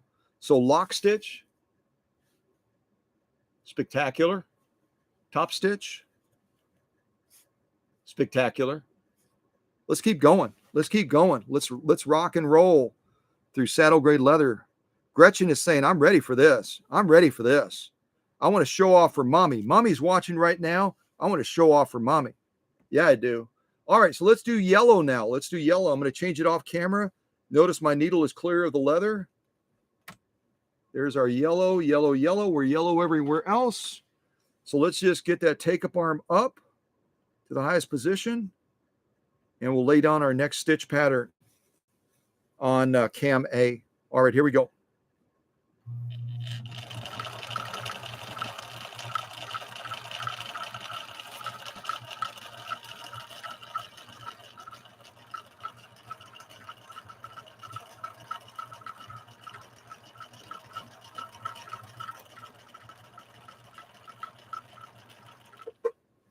Oh, I stopped a little bit short. There we go. That's pretty good. Now I call this a bird foot stitch. I know it's probably the wrong term. I'm almost certain it's the wrong term, but it almost looks like a bird foot or something like that. So that's our next pattern that we just did there, which is equally page 34 plus for sure. Let me just get the camera angled a little bit differently. Let's pull that thread a little bit. So our first one you did here, I think that's called a combing stitch. I might be wrong. Combing stitch, bird foot stitch. There's got to be a proper name for that. Somebody in the live stream or watching this later as a video is going to say, Scott, you should know what that's called. I don't. I just call it a bird foot stitch. So that's a lovely, lovely, lovely stitch pattern as well. Beautiful stitching. Lock stitch, no difference. Beautiful clarity of stitch, even through the nap of the leather. Beautiful clarity of the stitch, both on the first stitch line and the second stitch line as well. And no, I didn't sew completely straight. That seldom, if ever, happens. Beautiful stitching. Let's go to the next one.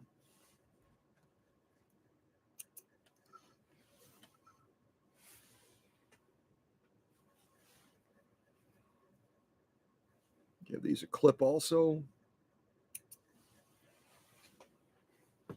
Yeah, that's beautiful. Beautiful stitching. Gretchen, you have every right to do your strut right now. You've been waiting a while for this, girl. You've been waiting a while. Yes, ma'am, you have been. All right, let's do this next one. Now we're going to go to orange, an orange stitch pattern. I'll actually take the camera off just for a second. Excuse me. So we're going to take our stitch selector here, our cam selector. We're going to turn it to orange. Excuse me. I'm getting a drink of water once I mount the camera back on again. So orange and red share the same spot. You can see that. Now we're going to move over to our stitch length. We got to go to orange as well.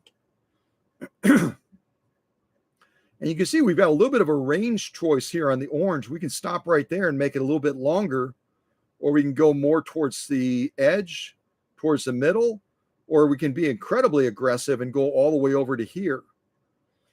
I'm going to look at the live chat real quick and see what you guys say. Far left, middle, or a little bit far right. Far right is going to give us a shorter stitch, a more compact stitch pattern. Again, this is the pattern that we're looking to sew right here. I don't think we want to go too compact because this is going to be like a stretch style blind hem stitch, the orange one, and then the purple one is another type of blind hem over there. But I'll leave it up to you all whether we go far left, middle, or far right as far as the stitch length. Let me just see if I can look at the live stream real quick. I'll just kind of point the camera towards the machine.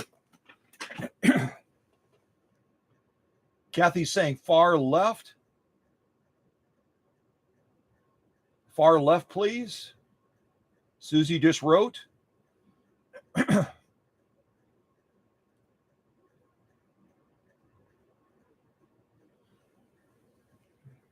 It looks like Maureen is actually, she shared that with me too. She refinished a cabinet just for Gretchen. Refinished a cabinet just for Gretchen. So it looks like far left is going to be the consensus. So that's the way that's the way I'll set it. Excuse me. I'm going to move it back to far left. Give us a little bit more length, a little bit more. And I think, especially on a blind hem, that's probably the right choice. I'll leave that there. And then I've got to adjust the stitch width down here to orange as well. And orange on stitch width is going to be shared by the purple as well. That's kind of a faded purple, but that's purple nonetheless. So we're going to stay far left on the stitch width as well, right about there. So we've got orange, far left, and then orange over here on the stitch selector as well. All right, and we'll leave these pretty much the same. When we go to the purple, we'll change, obviously, the stitch selector purple. We'll change the other ones to purple. We're only going to have to make 2 changes to do the purple one. We'll change the stitch selector and the stitch length over to purple as well, and then we'll be good to go.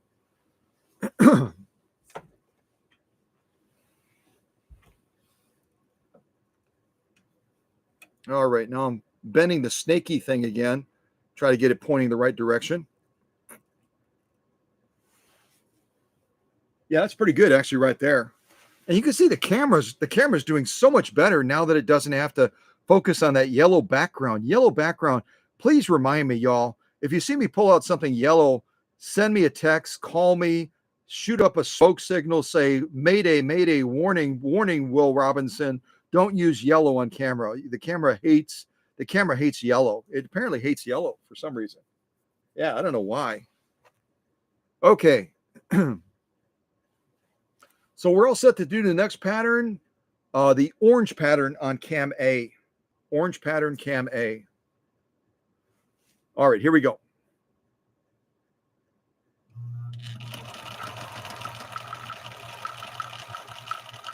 And you notice here we have normal feed. There's no tri motion.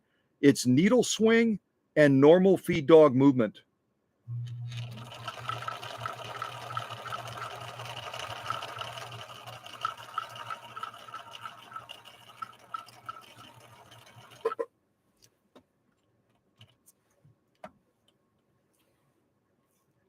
Yeah, that was the right choice, y'all. That was definitely the right choice.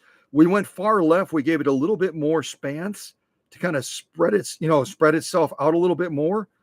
And that's a lovely blind hem. At least that's what I'm calling it. I'm calling it kind of a stretch blind hem. And then the next one we do, the purple one, I think is just a standard blind hem type stitch on cam A. But I might be wrong. But it's a lovely stitch nonetheless, whatever it is. Oh, let me angle the camera a little bit more. Hold on a second. I just don't want to touch the take-up arm with the camera. That'll create a problem. I'll end up busting the lens or something. There we go. I think that's a safe distance. Yeah, beautiful pattern. I'll pull this out a little bit so we can take a closer look. So these are the 3 we've done so far. We did this. Let me get a drink real quick. Sorry. We did this first one, which I'm calling kind of a combing stitch. The top one there. Then we did the bird foot one, and then we just did this this blind hem, which is kind of a stretch blind hem. All beautiful, beautiful stitches. Lovely, lovely stitches.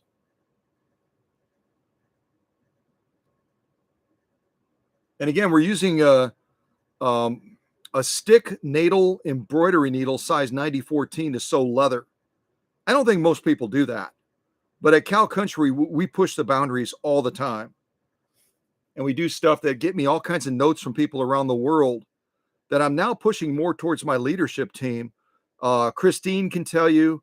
I don't think I pushed as many towards Susie.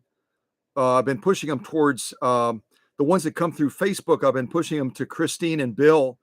And they've dealt with customers from all over the place already, even in this short amount of time.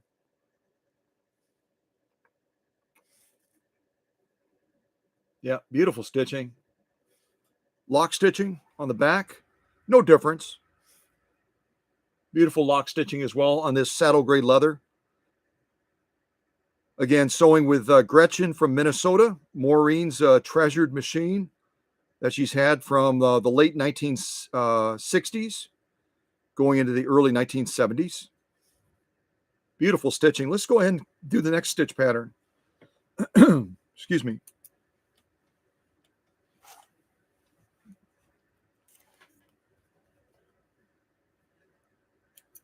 So we'll do our final stitch pattern on the leather using cam A.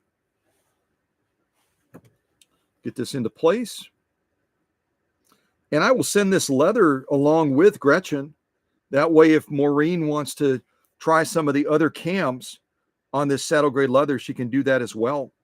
And I have not been using it during the live stream, but there is a caddy. There is a caddy as well that is part of Gretchen's wardrobe that I could slide on here to give me a better workspace, which I might do for this final sew off. Slide that into place there. Give me a little bit more work support space. I'll just tuck these threads over the back there. Okay, so I'm going to change off camera, change everything to purple now. We're going to go to purple now. So I'm changing the stitch selector to purple. I'm changing the stitch length to purple as well. And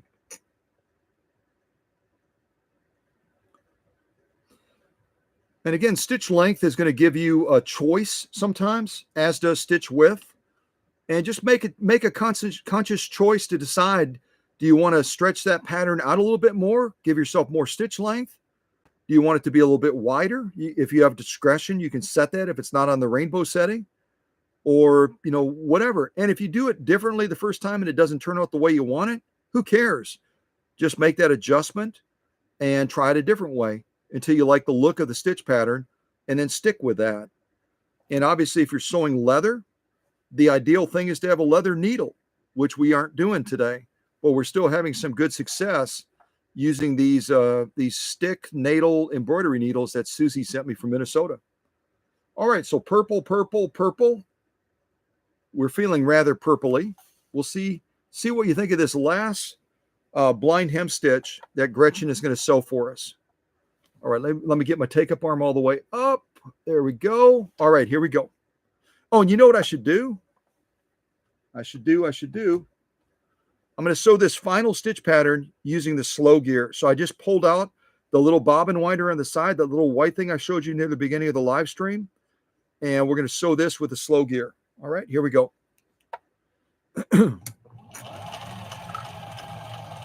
Listen to the difference in the sound of the motor as it gears the machine down, and we go from being able to sew at full speed all the way down to 1/5.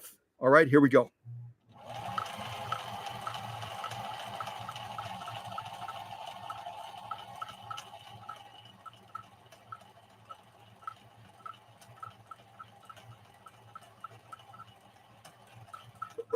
And again, whenever you're using the slow gear on the Swedish Beauties, before you try to turn the balance wheel after you sew that stitch line, push that slow gear on the side back in, and then it will change the gear, release the gear so you can turn the balance wheel.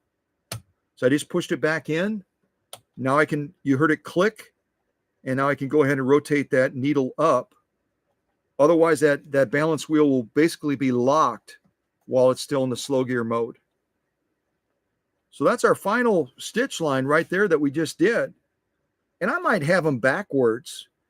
Those of you that really, really are knowledgeable about stitches, this might actually be the stretch right here, the last one we just did. But in any case, they're both blind hem stitches of some sort. Whether this is the stretch version or that might be the stretch version right there, actually. But those are beautiful stitches, don't you all think? And again, we did this on saddle grade leather using an embroidery needle, which is kind of fun. Just change that a little bit. There we go.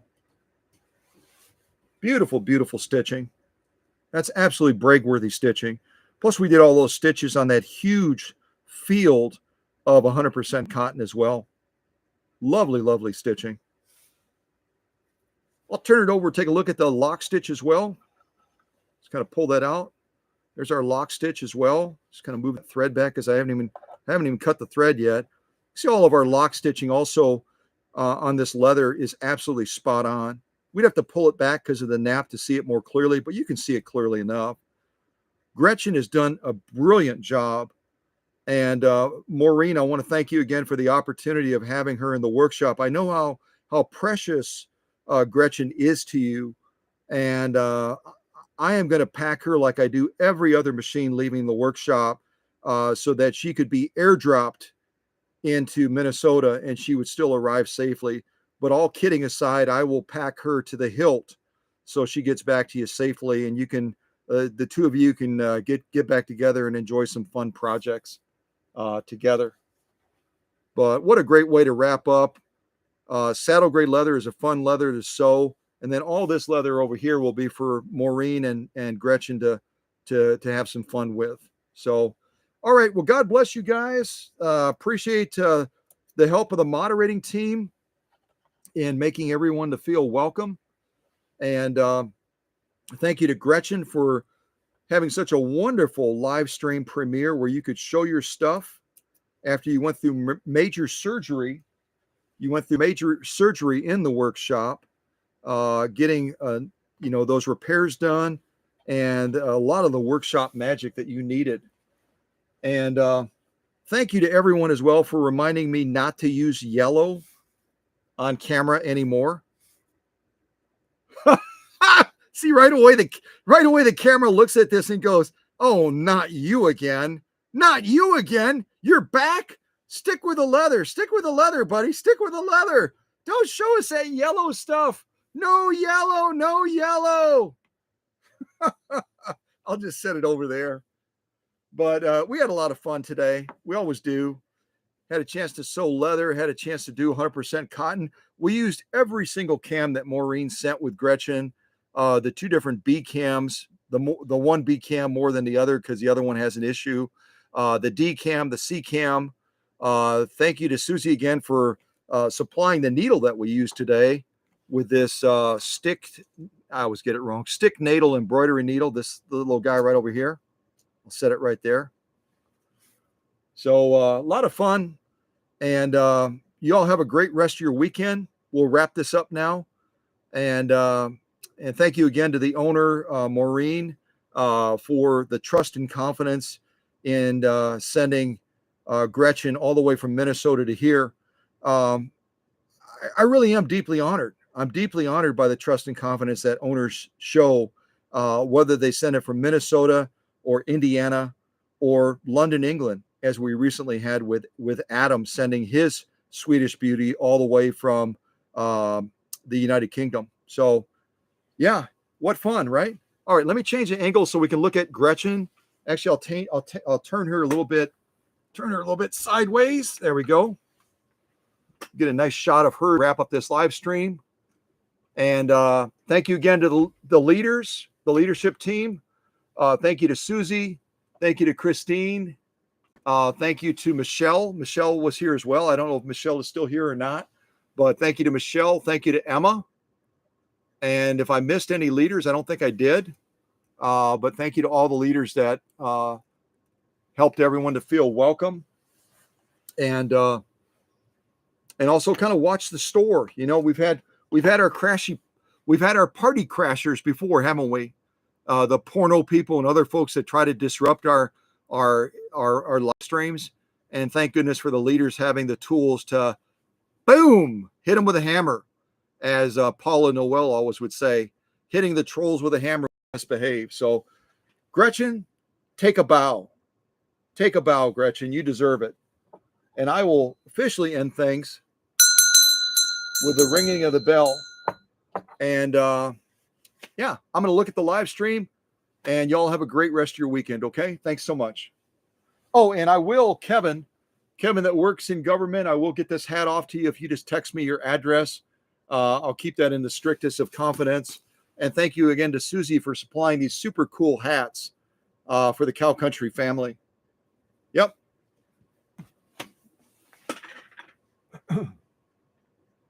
Oh, and hello to Candido.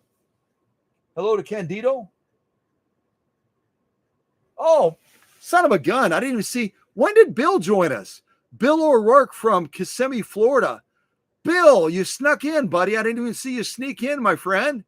Welcome to my good friend Bill O'Rourke as well, part of our leadership team on the Cow Country YouTube channel and also on Facebook as well. Nice. Really cool. Hey, you're part of the leadership team. You don't even need a hall pass, buddy. You can sneak in late and give yourself a hall pass. That's awesome. All right. Well, I'll leave the live chat live for a little bit. And again, thank you to Maureen, Minnesota, Maureen Garrity. And thank you to all of you. I mean, Cow Country would be nothing without all of you stepping in and sharing your knowledge.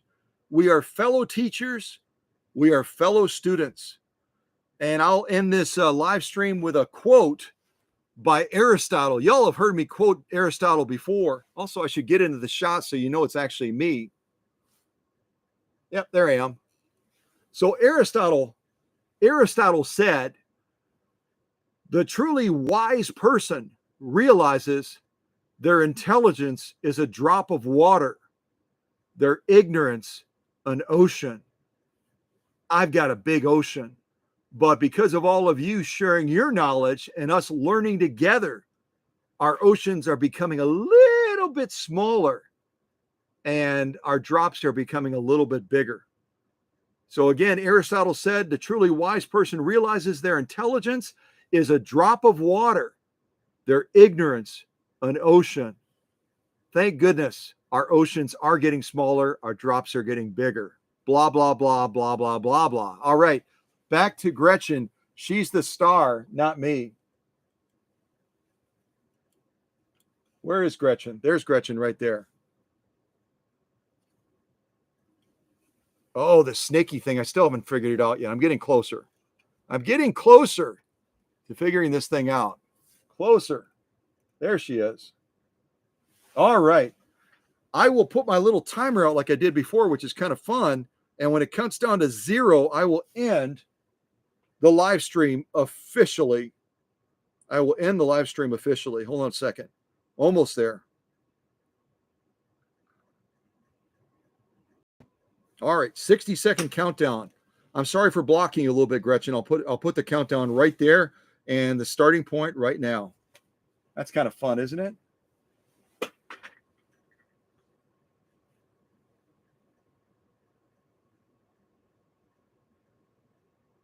Oh, and thank you again for Kevin calling in. Kevin didn't leave me hanging. Kevin called in and actually was on the air. We had a chance to hear his voice. And as a result of his willingness to do that, this beautiful hat with the red lettering and the gray background, I'm going to be shooting that off to him to where, he lives, which, by the way, is top secret. So if any of you nasty terrorist people that are trying to do us harm are watching right now, you better be looking over your shoulder, because Kevin and Mike Sanborn and Jill Sanborn with the FBI, they're on your tail, buddy. Man, woman, whatever. You better just move on. Don't mess with the USA. It'll be a fatal mistake. Yeah, it will. Fatal mistake. All right. That's the end.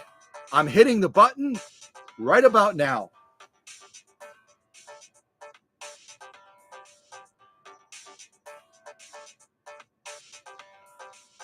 God bless everybody, and thanks again to the leaders.